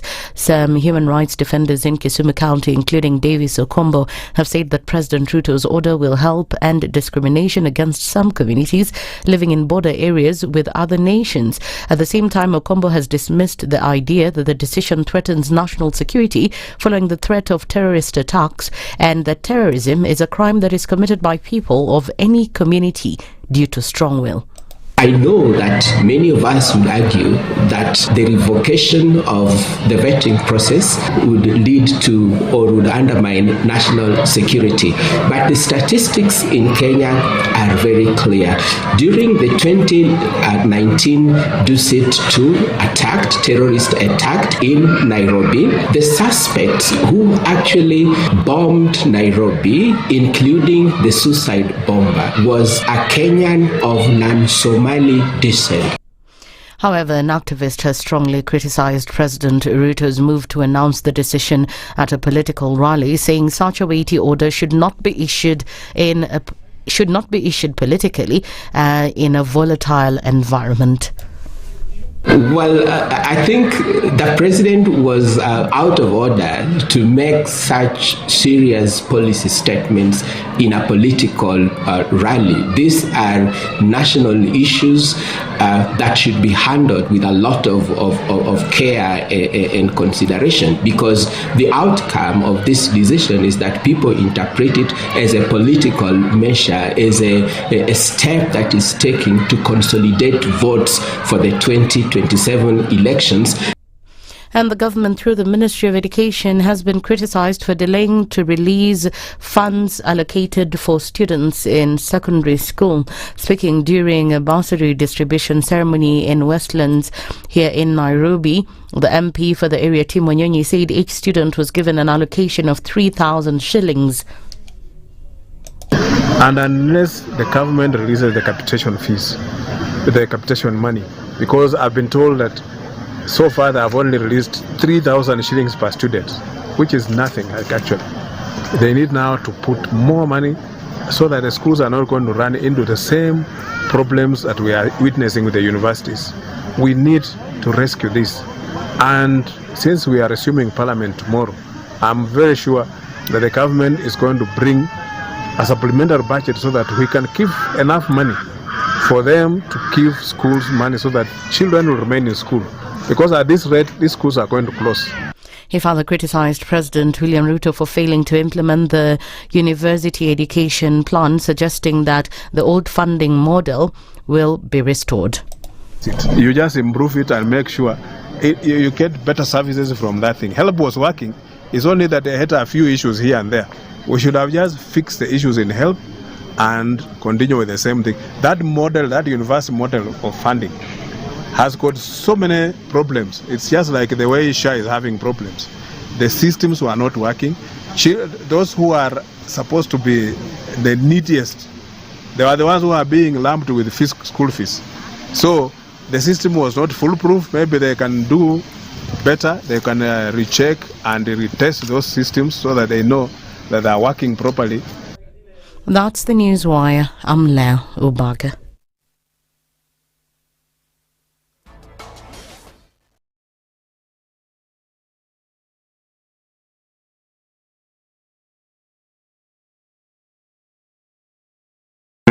Are you a young person looking to unlock your potential? Are you ready to take the future in your hands? If so, then listen up. KCB to Jejiri is the plan. It's designed to empower young people like you, develop skills and knowledge you need to succeed in life. KCB to Jejiri combines vocational skills training, business development training, access to finance and business mentorship, preparing youth for jobs, entrepreneurship and wealth creation. Don't be left out. Visit kcbgroup.com/foundation to learn more.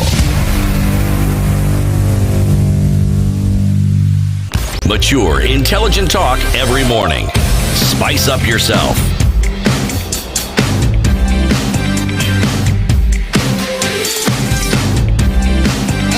Mornings done right. 94.4. And good morning and welcome to the final hour of Kenya's biggest conversation, whereby it's time for you to take that break with Delamere. And you need a moment where you can take a breather. Do it with Delamere yogurt this morning, and you have an opportunity to do that with the real fruit in strawberry, or the real vanilla pods in your vanilla yogurt, or your pear caramel lemon and biscuit, apricot, honey and orange. All these great flavors that you can enjoy and have your moments with Delamere. All right, so no skill, 1 million people graduating every year. What do we do? KCB to Jiajiri. That's the solution. Basically, go to their website, KCB Group/foundation. Apply for a career that suits you according to your heart, your desires. They will equip you, and after they equip you, they'll give you a kit. A kit. No. Kit. You know what a kit does? A kit is known for solving various problems that are specific to something. So if you have an engineering kit, it solves engineering problems, right? You have a math kit, it solves mathematical problems. But this kit solves business problems. And they've given it out to over 2,000 people, and you could be one of them. Plus get capital for your business and join 35,000 other people who've been beneficiaries to this. All you need to do is go to KCB Group/foundation, and you'll be able to get all the information you need and then apply when they open their doors for the next cohort. Fantastic. And also when you're making your business payments, when you actually do then open your business after you've gotten the skills that you need and you get the help and the support that you need, you've started a business now, and then you start to realize that you're going to start to need to make cross-border payments. You're going to make you're going to make payments as a business, or you're going to, wait for supplies on the other end, or you need to receive payments, Veto FX has the solutions for you. So you don't have to depend on the traditional slow ways of making payments. You don't have to rely on those traditional ways that are too expensive, or where they have hidden fees or charges. You can say, you know what, we're going to go for this. Make payments to over 190 countries around the world in 49 different currencies, and all the information that you need about how you can get on this platform as a business, whether you're a small business, whether you're an SME or a large corporate company, you can do that. Go on to www.vetofx.com. And then, CT, we buy a house and a horse, but we'll keep the horse for now. You know the story I told you at the very beginning, the once upon a time story, which ended up with someone living happily ever after. Yes. Well, the neighbor to my friend has now heard the story. Okay. And he wasn't quite certain whether what I said was actually true. So for his sake, I'm going to repeat what I said. Okay. That yes, you can get a mortgage. Okay? Yes, you can. That was his question. Can I? I said, yes, you can. But I'm not the one giving the mortgage. I just have information. Okay. If you want the mortgage, you need to go to Diamond Trust Bank. Okay? And the salient points are as follows. One, you can start by either visiting a branch near you or emailing them at mortgages@dtbafrica.com. And when you go to them, they will tell you the following. So I'm going to tell you the following so that you can confirm whether what I've said is exactly true. Okay. Yes. One, if you're a Kenyan, whether you are abroad or you are living within the boundaries of this wonderful country, whether you are employed or whether you are in business, you can be given a loan. In the diaspora, up to 80% of what it is you require. If you live in Kenya, up to 105%. Now, the interest rates are fixed. Fixed meaning it doesn't change. If it rains tomorrow, it doesn't get less or more. It's the same. Kenya Mortgage Finance Company has made it possible because that's a partnership that Diamond Trust Bank have with them. Now, they are also telling you this. Take a deep breath and listen to what is being said.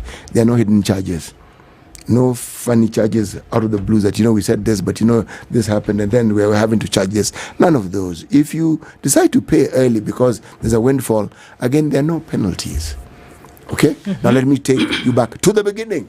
To confirm all this, visit a branch near you or email mortgages@Africa, TTB, Africa, dot what? Come. Yeah. Fantastic. Yes. All right. So, I mean, those are the things to do. 1, 2, 3, get it done, dusted, go. We're having an IMF funding reserves economic conversation now.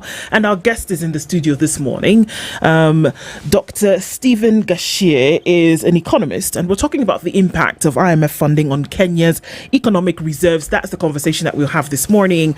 Good morning. Good morning. Dr. Gashie. How are you? I've been well. And you? I'm all right. Karibu sana. I just told you off mic that the last time I was here, I didn't get the advantage to meet the gracious lady. Oh, why, thank you, sir.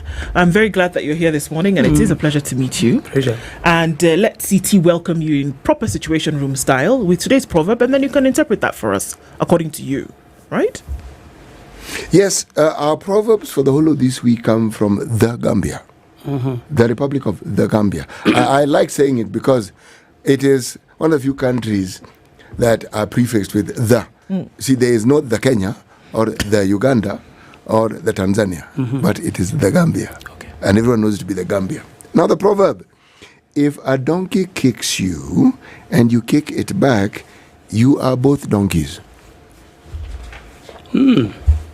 Well, since I'm a Wairimu, I'll borrow from what I normally tell my students. There is no long answer in my class. So I'll pull that to you and I say, if a donkey kicks you and you back, you're both donkeys.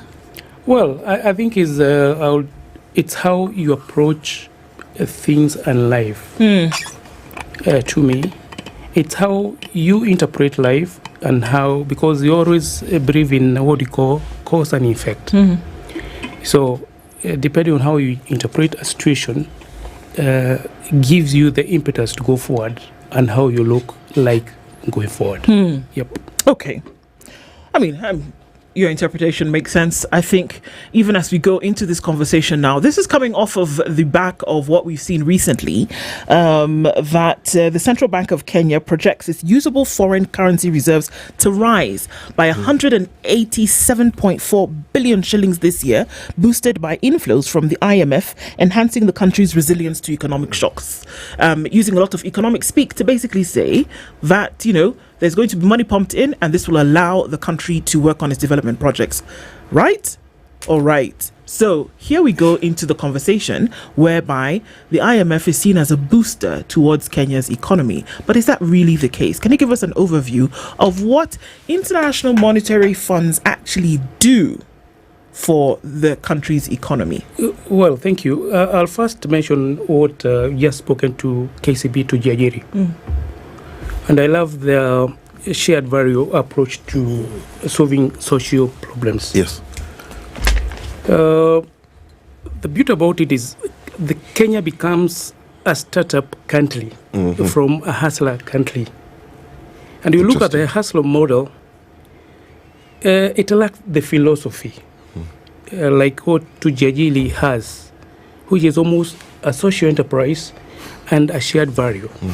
So had it borrowed that philosophy, probably would have had more success. So I want just to celebrate what you just, because I was listening in. Yes. Now we go to IMF and what we normally call the import cover. Because basically when you talk about the reserve, you're talking about the country has import cover. However, I'll look in two ways. As we celebrate that we are backing up our reserves, we must ask ourselves, what is the source? And quickly, I would want to be a bit philosophical and I give an analogy, city. That in the village where I come from, old men will go drink and come home singing about their goats. And then, and they are fathers of sons. And those who have daughters will tell them, tell them, all your goats, we are going to take them away. Because you are going to pay a bright price. Yes. It's the same about our reserve. Because we get from IMF, and within 1-2 years, we are going to pay loans. If you look at our budget, about a trillion Kenya shilling, we are going to pay loans. Yeah. So as much as the political class, I see sometimes in their meetings celebrating how the economy is doing, the reserve has been bumped up, we must ask ourselves, where is it coming from? and what does it mean to our economy? Two things, very good that we have import cover, but we need to interrogate those numbers. One of them, why do we have a bumper reserve? One of them is that we're getting a loan from IMF. So we are going deeper in loans and debt obligations. Number two, what is that we are doing with the money? Some of which maybe we are paying recurrent expenditure. Like the way I gave the story of the goats, a lot of it, 2027, we're having a maturity of loans and we are paying interest. So we need to interrogate and get to know where is the source of these funds so that we can celebrate our economic growth. If you look at it, it's a good feel-good factor, but fundamentally, it's sitting on quicksand. How so? Because look at where is it money coming from? Is it coming from agriculture exports? No. If you look at our manufacturing sector, we are told it is one of sector has the largest NPL, non-performing loans, because production is low. Manufacturing imports low materials, meaning we are not importing to produce. So that's why we have a bit of reserve. Is it a good thing? No. Okay?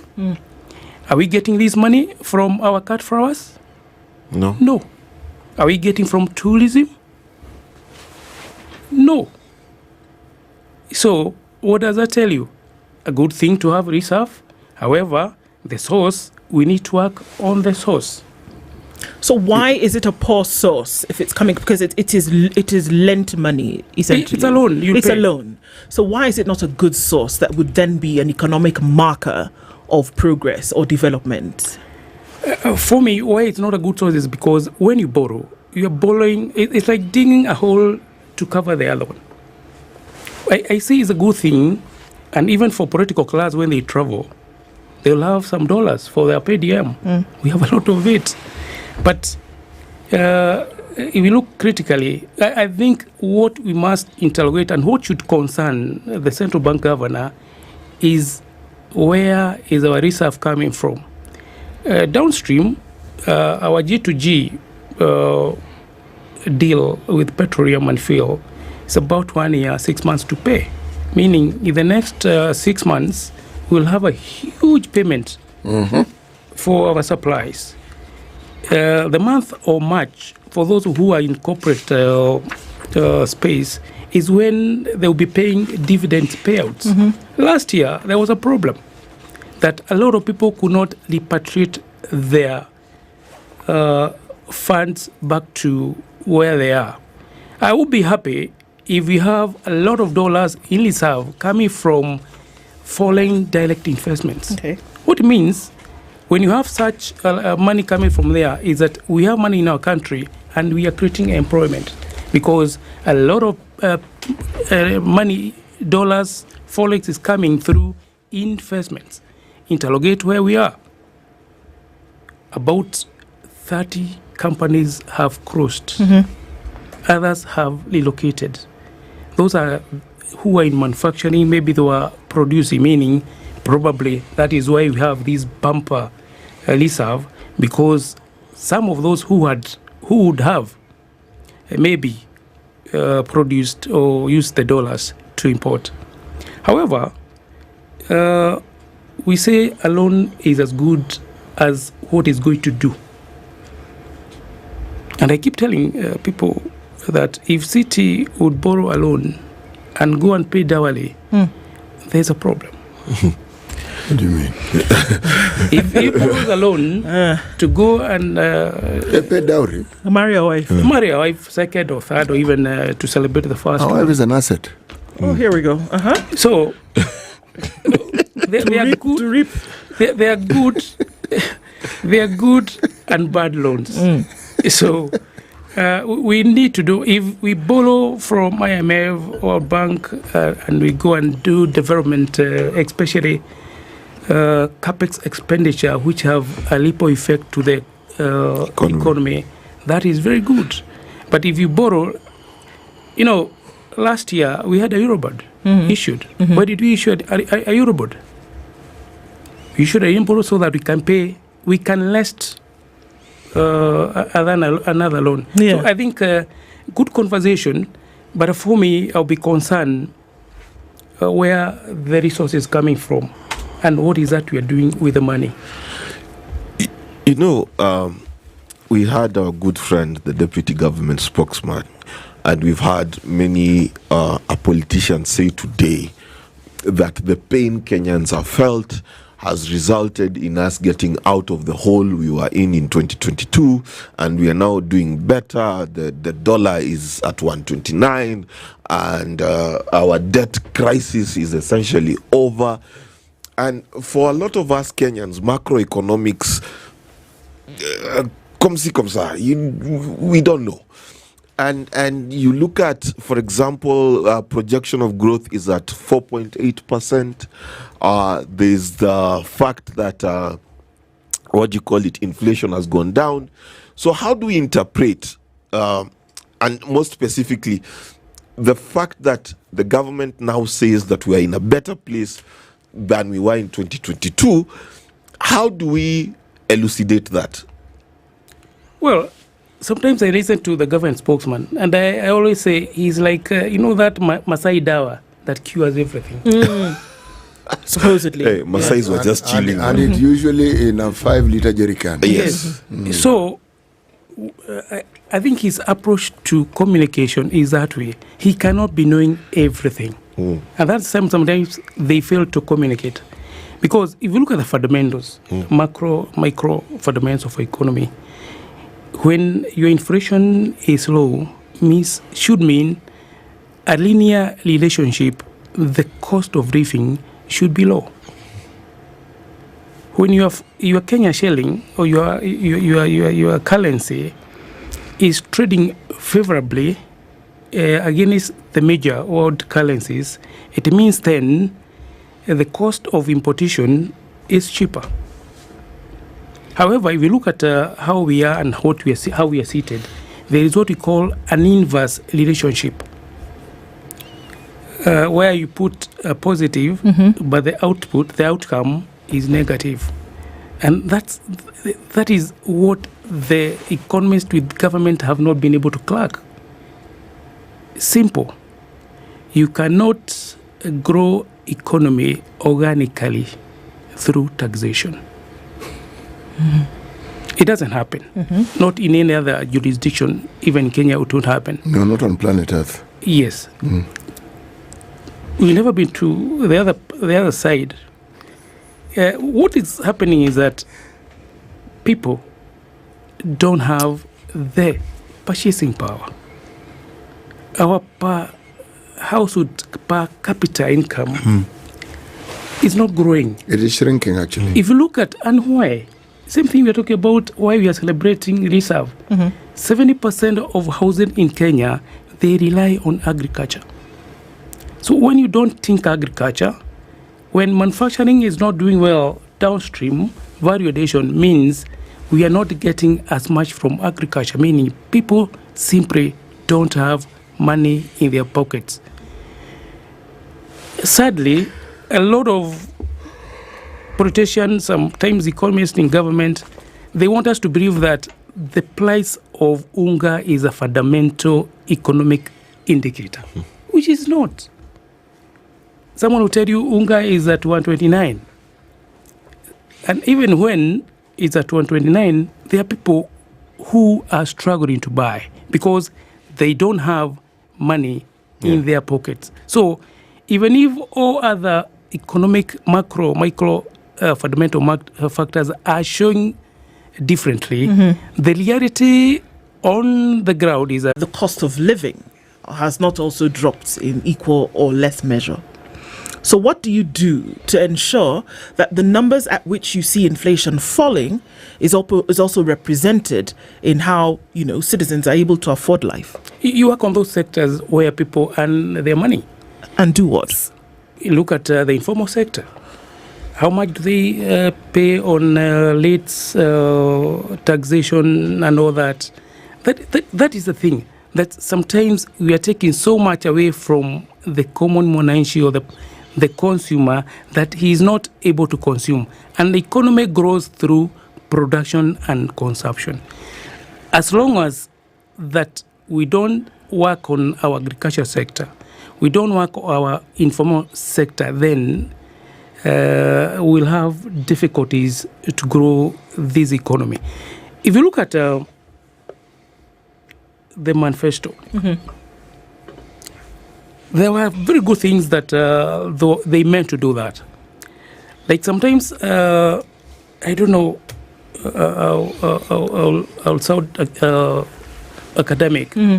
There is what I call hypothetical brightness. Hypothetical, and I hope when Dr. Muruka comes, let him extend the theory, my theory. Hypothetical brightness is when you have a hypothesis, but you are bright to the key holding assumptions. Okay? For example, one of a hypothetical brightness is that the government, through manifesto, they talked about aggregation centers. So what were they? But they were blind to the key holding assumptions that you need people producing so that they can bring into your aggregation centers. Hustler model, another one. Hypothetical brightness. But you want people to start a business, but the key holding assumption is that the environment must be light. For example, you give a young man 2,000 shillings, but for him to start a business in a county, he must pay a license, cost 9,000. Okay? Are we together? Together, fully. Hypothetical brightness. We want to have 200,000 houses through affordable housing, but you ignore key holding assumption that the government has a problem with absorption of resources. That is why they have about almost 400 billion in treasury bill and treasury bonds. I need you to expound on that just a little bit. I'm saying, if it's in the papers today, I think yesterday, that the hypothesis that they came with is that if you want to create employment, yes, we need to have this affordable housing working. That yes, because people who are building, will get jobs. Yes, we have people who are doing the networks and everyone. The plumbing and all of this. Okay, so we'll have this army of young men trotting and walking to the working sites. That is a hypothesis. But the hypothesis is blind. That's why it's saying you suffer from hypothetical blindness when you are blind to the key holding assumptions which are there, that the government has a problem with absorption of resources even from the donor community. 30%. So until as when you work on that assumption, which is real, then that is why we have about 400 billion in treasury bills and bonds invested, because the program cannot absorb. Okay. Let me just read some facts before we go on break. So this is KNBS data, Economic Survey Population, 2023. So quick one, maize grew by the 38%, 2022-2023. Wheat maize production grew by 38%. Wheat production reduced by 16.1%. Rice grew by 19%, tea by 6.6%, coffee by negative 6.2%, and sugarcane by negative 36.9%. I know we're going to a break. Let me just get the manufacturing data. Structural metals 17% up, processing and preserving fish 16.2% up, manufacturing of sugar 15.0% up, motor vehicle trailers, semi-trailers assembly 21.7, 16.4, 15.3. This is 2023. I must be very careful to add that. When we come back, in real terms, because sometimes we see growth together with population growth, and then international market issues come into it, together with the ability of government to absorb its own budget. So that will be my question when we come back. Okay, hold on to that and don't forget it, because you'll have that. And economist Dr. Gashie is with us this morning, and we're looking at, okay, so if you have reserves that have come from a loan, do you really have reserves? Your reserves should actually come from money that you have made by manufacturing, by exporting, and FDI, foreign direct investment. We'll continue with that as we go along. It's time for that break with Delamere. Are you having the vanilla? It's real vanilla pods. Are you having the strawberry? It's real fruit. Pear caramel. You can also have the choco chips with real chocolate. Take that pit stop with Delamere, and you can be sure that whether you take a break from work, a break from studying, or have your breakfast on the go, you'll have an moment with the real fruit or the real ingredients in your Delamere yogurt at any outlets across the country today.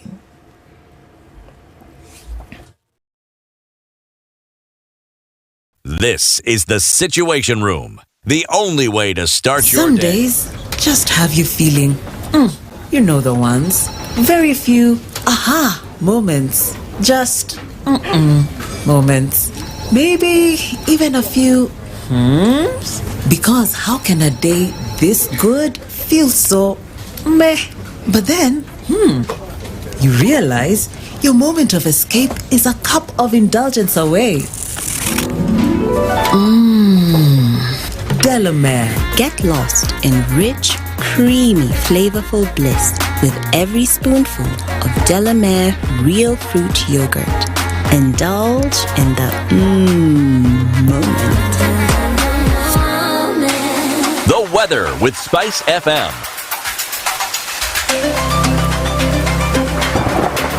Sunny conditions at 19 in Nairobi. It is 20 and sunny in Nakuru, 19 and sunny into Nyeri this morning, and into Eldoret at 19. It's mostly sunny and a bit of wind through the city. 29 and sunny in Mombasa, and 29 and sunny into Malindi. It's 26 and sunny conditions through Kisumu, while Kakamega at 25 is sunny. Kampala at 26 is sunny, going to highs of 31, and we'll see highs of 33 in a mostly sunny Dar es Salaam at 30. Johannesburg at 22 is cloudy this morning, and Mogadishu at 29 is mostly sunny, while Addis Ababa at 20 is sunny. 27 and sunny in Lagos, while it's cloudy at 24 in Kinshasa, 4 degrees and cloudy in Beijing, while it's 3 and cloudy in Paris, it's 3 and cloudy in London, and -3 and clear in New York.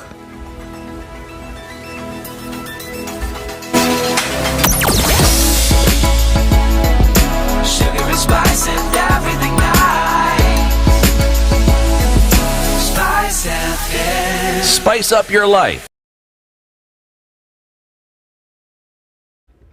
All right, not too crazy of a morning today with traffic. We're seeing still a little bit of that coming off of Thika Superhighway as you get towards the Pangani underpass, and on Kiambu Road, just a little bit of that as you get over that dip just past the DCI. But after that, I think you're fine as you approach Muthaiga Square. There is traffic on Uhuru Highway this morning, and that's all coming off of Mombasa Road as you come past Capital Centre. And as you look at the Eastern Bypass, no problem. The Southern Bypass is also looking pretty good, and parts of Mombasa Road will have bits and bobs of traffic, but more or less we're out of it this morning. Let's talk through the day. SpiceFM KE on X. Hashtag the Situation Room. Mature, intelligent talk every morning. Spice up yourself.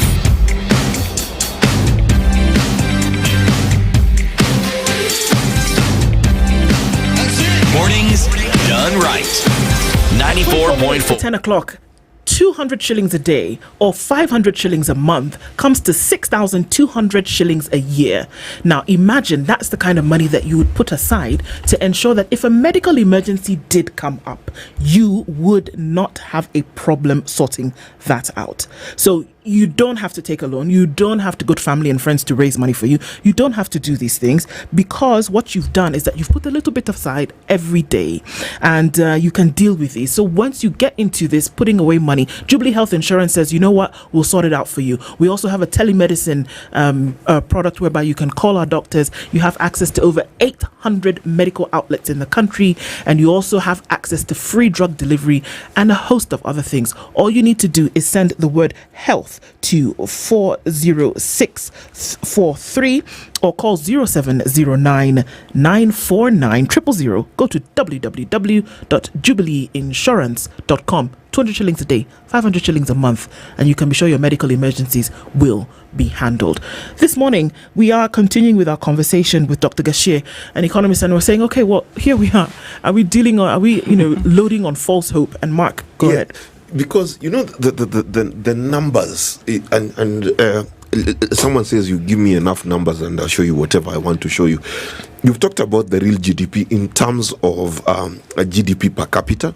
You've talked about putting into perspective what the government is doing. Now, my question is, there is signs of growth. They've even projected 4.8%. So that usually brings the question of kicking the can down the road. So we've borrowed 40 billion. Let's kick it down 25 years down the line, because we know by then we will have made money. Some countries have lived by that principle. Does Kenya have an emergency, or can we just kick this can down the road, and pay it when those children are 35? I think that is be postponing pain, isn't it? Not only is it postponing pain, it's actually irresponsible, because there are other options available to us. We don't have to continue doing what we're doing. We don't have to. It requires a little boldness, and it requires a hell of a lot of discipline, but it can be done. And it certainly requires some very strict, serious leadership. It can be done. You see, the idea that we must keep spending on things which don't bring us direct benefits, and we borrow so that we can spend, you see the results. How do you expect the results are going to be different when you're borrowing and doing exactly the same thing? Yes. You know why I ask this question? I ask this question because Kenyans must understand what the real issues are in this country that bring them pain. Because we've been told we need to pay more taxes because we are in debt distress, correct? Mm-hmm. We have been told that the debt distress is over, the economy is fixed, and all things will be rosy in 0.5 seconds, right? We've also been told that the economy is growing, right? We sitting at home, we sitting in studio. Yes, we sitting there. Yes, need to simplify the problems that Kenya has and not speak economic mambo jumbo that does not really address my pain point, and how do we bring that into perspective so that we can get to CT's point about the discipline and the economic culture that needs to change in this country. Okay. You know something, Mark? These things we keep throwing around at our listeners, economic growth, economic development, GDP. Yes. These things are not complicated. And that's exactly what we need to. When we are making money as a country, it means there are things we are selling. Yes. And others are buying. Yes. And there are more people buying our stuff than we are buying from others. Yes. So it means we have more money because we're receiving more money from our goods. So when you ask, what is this growth that we see in the agricultural sector? Yeah. What you read doesn't paint that picture, does it? No. Because if you look at and I want to mention that our growth was revealed backward from 5.5 to 4.9. What you're saying? Yes. Meaning, then we are not growing. We are not going to grow as projected. That was 2024. So if you look at 2025, there is nothing fundamental that you are doing differently. Unfortunately, let me go to the data that you just spoke to. If you look at the numbers, you talk about 38% growth in maize production. Do you see the money? Is there a bonus boom in maize growing areas, regions? No. And yet, we are still selling unga at 129 shillings or 120, and we are celebrating. Then we have a problem. Because what we are saying is that the farmer who is producing, the cost of production has gone up. Yeah. But the price of maize has gone down or constant. Yes. bring it down into small bits to say that farmer will not have money in the pocket. And what he'll have in the pocket, he cannot afford to consume beyond the basics. And when you don't, how does economy grow? Middle class expanding. Because other jurisdiction, middle class consume. And the last time I was here, we looked at, you walk around where you'd want to expect where middle class stays.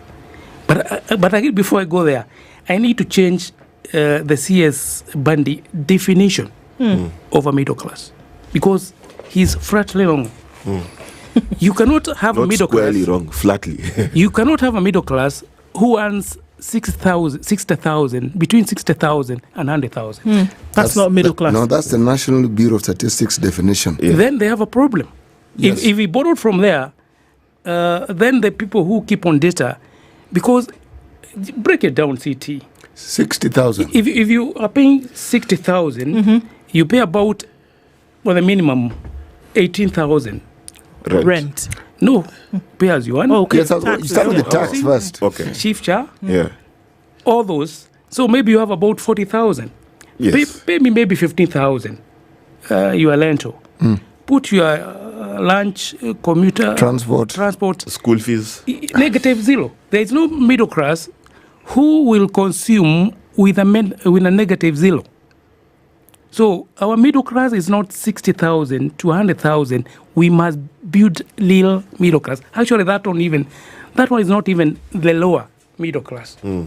So when go back to what I was saying, if you go to our credentials, Lavington, where you'd expect middle class to stay, and there is a lot of spaces to lend, then there is an immigration to the other side of town where people are affording life. Are we saying then that other sector where you pay less is growing and this other one is not growing? So until we have the light, and what you say we need to break down to small bits, is that we are hugely agricultural driven country. So if you don't put money and strategies in agriculture, manufacturing for value addition, 80%, we are told by data, our informal sector employs 80% of our population. Yes. So if you don't give incentives for them to grow, continue growth, if you tax them, if you put levies, meaning then, and I said when I'm starting, you cannot grow economy organically through taxation. In fact, the opposite is what you need to do. What President Kibaki did, and sometimes I feel uncomfortable when KK government compares itself with Moi Kibaki. Yes. I get constipated. Economically. Economic constipation. Economic constipation, because if you look at his model, yes, his model, it was so different with the model today. And he did very simple thing. He stopped borrowing domestically. So when you borrow domestically, you get what you call crowding effect. Yes. No one will give me money because my risk of paying is higher than that equity bank. Yes. So the bank, the government will borrow from the equity banks and others. They will lend to the government because they know it will pay. Meaning the small individuals, small micro enterprise, medium, they cannot borrow. So that sector cannot grow. You cannot employ. You can, So I think there are simple areas that government must rethink the strategy on how you tinker the economy. It's simple. I don't know why it looks so difficult. But this is the thing here, right? I think, you have the number crunchers at Treasury, you have the policymakers and the technocrats who understand these, fundamental principles that you speak of. If you are in an agriculture-based economy, you know the things that you need to do in order to move some base points. We also know, economists will tell you, just like you said, that you cannot, it has not happened anywhere that you grow an economy on taxation. Hasn't happened anywhere. progressively, at least not. So why then do we not see moves towards these other areas which we know will push up economic growth? It's simple. Manufacturing, industry, import, export. Why don't we see is the implementation? I'll go to KK Manifesto. They said that we are going to go to leather production. Do you know what it meant? That all those skins we sell low, you produce shoes, and because we have internal market, you have a Marshall Plan that the government sells to schools. So the Masai in Kajiado, in Narok and Samburu, he does not sell skin, he sells shoes. Yes. It is a theory of change, how you move from this situation to the other. So when people do not understand correctly the theories of change in every policy, in every whatever you want to do, that is the problem. There are a lot of thinkers, but we must start, the theory of change. And I'll go back to aggregation centers. Maybe Kiabu, Nyandarua. What do you start with? What do you celebrate? Do you celebrate building, or do you first work with upstream? So that there was a story. No, There was a story about we import about 300 worth of palm oil, but the Western Belt can grow, but it takes 7 years to mature it. Yes, it does. So show me one of a plant that is 3 years old. Zero. But we said that we'll grow palm. We'll grow palm, which is possible. But the implementation, the theory of change, you'll get our Zili groundbreaking. Moses Kuria was all over the country, groundbreaking. When we celebrate immediate results, that's a problem, because the theory of change says we focus on the outcome. If it's Nyandarua, what is that you want to aggregate? If it's Western Kenya, cotton ginnery, for example, simple. We should be having now cotton growing because ginneries are ready. Then we produce shirts. Our army, we have our internal market, so that we have a Marshall Plan, so that people in Western Kenya, those old wazes, when they go to their locals, they say we sell clothes. Until we get the theory of change and we get there, this country will continue talking about the economy, poverty, people not have money in the pocket. It's simple. The implementers don't understand the theory of change and how to implement. What you say, Doctor, is very interesting. 1% of Kenyans earn above 100,000, and that is really stretching it. One. When we look at that, and you said something very important about the definition of the middle class. Of course. What I'd like you to speak to is, how do you grow that middle class? Because every economic model that I have seen, the most important class of people to grow is the middle class. It needs to be your biggest bank. But Mark, yes, we have seen, we have witnessed, we have lived the answer to the question you have asked. Yes, we have. That's why I'm asking we have lived to tell it. us. We have lived it, because the middle class we speak of grew in that 10 years that Mwai Kibaki was actually president. It grew. Yes. And you know why? We it saw grew? it. Not only saw it, you experienced it. Yes. The moment financial institutions are hawking money, it means it is available. Hawking. Everywhere you turn, there's a kiosk. Yes. And you're being offered money. Yes. Yes, exactly. Which means what we have now wasn't there. The government hadn't mopped it up. It was available. And they had to go back to their fundamental business. They were now selling money and hoping we would buy it from them. Yes. Right now, they have no such incentive. Yeah. So the banks will definitely grow in profit. Yes. The economy... No matter how low the central bank pushes the numbers. Yes, but what is the cost? The cost is that the country loses, the economy loses the growth that it could have had, because the activities that we, the Wananchi, have, which end up building this economy and bringing this growth that we have will not happen. I think CT has spoken to it. The middle class, like what CT has, we saw it during Moi Kibaki, because the most important role of the government is to make conducive environment so that people can invest, do business, and thrive. So when that is not, for example, if you look at our political environment, and where when we are talking about money hates noise. Even in the family. Yes. If you quarrel with the family, money will jump through the window, you won't see it. True. That's why banks are so quiet, when you go to the bank. If you look at our political environment, where we are today, people saying they are going to touch votes, others are saying all that. Show me one investor, local or foreign, who will have Kenya as preferred investment destination.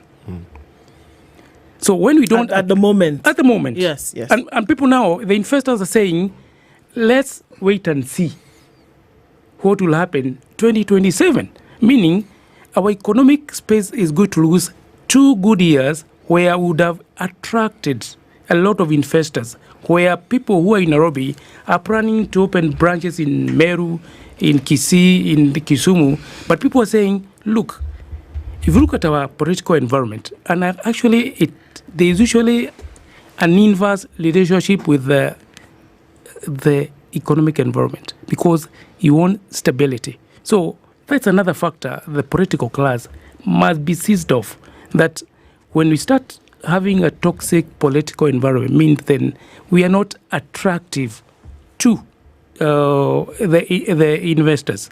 And when we are not attractive, means then we don't have people, we are not going to grow jobs, then we miss that forex we talked about. So when we talk about FDI all the time, right? And this is one of the factors that we speak of here. So, we have all sorts of things in place already. You've got special economic zones in Kenya.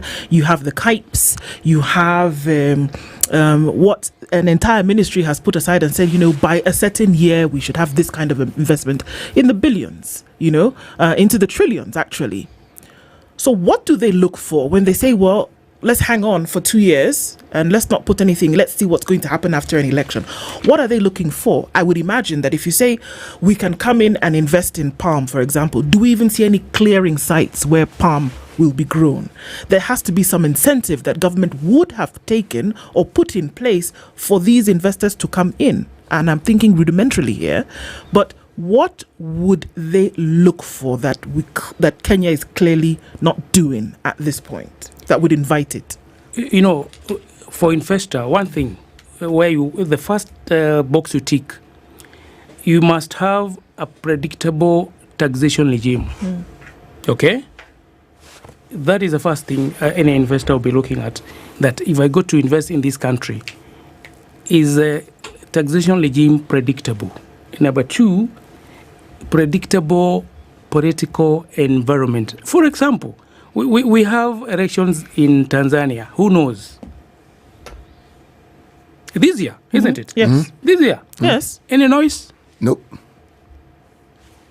Well, the parties did their jigs a couple of weeks ago. But ours is 3 years from now. Yeah. Then cost of production. How do we compare? If you look at cost of production, I'm talking about labor, energy, all that. How do we compare? And that's why you see the reverse is happening. We have a lot of companies, corporate manufacturing, moving to Uganda, Tanzania. And the other day, even the CEO of the country appreciated that Tanzania is overtaking Kenya. So what we need to do is that what are the basics Tanzania is doing so that we have that migration to there. So basically are those: taxation, cost of production, the political environment, that you are able to predict that when you bring money, when there is transition or otherwise, that you'll get your return of investment. And also, of course, whether you be able to repatriate your dividends, your earnings. Last year there was a problem because we didn't have enough forex reserve that if you wanted to repatriate, you needed to wait to be allocated. So I think those are a few basics that are top of the head. Seems like there's a lot of work that needs to be done. And is it possible that if you get your ducks in a row that you can actually see a turnaround in a short period of time? For me, I used to say we get our notes from the DPED 2025. Maybe 2027 we might have our nose out of the DPED, the nose only. The fundamentals look the same. Yep. Okay. That's what the forecast looks like right now. If you continue doing the same things in the manner in which they've been done, then you're likely to get the same results. Of course. Yep. All right. Just a general guidance to Kenyans. Given the economic situation you've explained, should we A, save, B, minimize spending, C, invest in the money markets, D, buy shares? What advice are you giving Kenyans moving forward on what we should do as we close the hour? I normally say resources are always scarce. So live within your means. That's a first thing. That number two, if you can, get something you are doing alongside. If you're in employment, get something you are doing along. However hard it is, keep going. Number two, saving is good. Saving is good, however little it is. When it comes to investment, there are a lot of portfolios where you can save. What I normally say, for me, I discourage people to invest in debt capital investments. If you have 1 million shillings, don't go to Malindi and the far-flung town of Kenya to buy a piece of land that you develop after 10 years. We keep saying if your investment is not giving you a minimum of 6%, it's not worth it. It's dead. Minimum 6%, why? Because if you put that money into treasury bill or government bonds or even a fixed deposit, the minimum you are going to get is 6%. Okay. So if your investment is not giving you 6% return, it is dead and they should be discouraged. Well, I mean, those are the insights, and these are the things that we need to continue looking into. Dr. Stephen Gashie, thank you so much for joining us this morning, looking at, the state of the economy and how things ought to improve and what government should be involved in. Asante Sana. And thank you so much for being part of Kenya's biggest conversation this morning. I have to remind you, with just 200 shillings, you can actually start lipaing pole pole. And if you do have a medical emergency, Jubilee Health Insurance says, put that money here, and then you can start accessing the medical care that you would need immediately. You have access to over 800 hospitals countrywide. You have an opportunity to get free telemedicine on the phone, talk to a doctor, free drug delivery, and the list goes on and on. You need to SMS health to 40643 or call 0709 949 000. Good morning. It's 10 a.m. The Newswire, Amla Ubaga. Kevin Kiptum's wife has sent a 1-year anniversary message to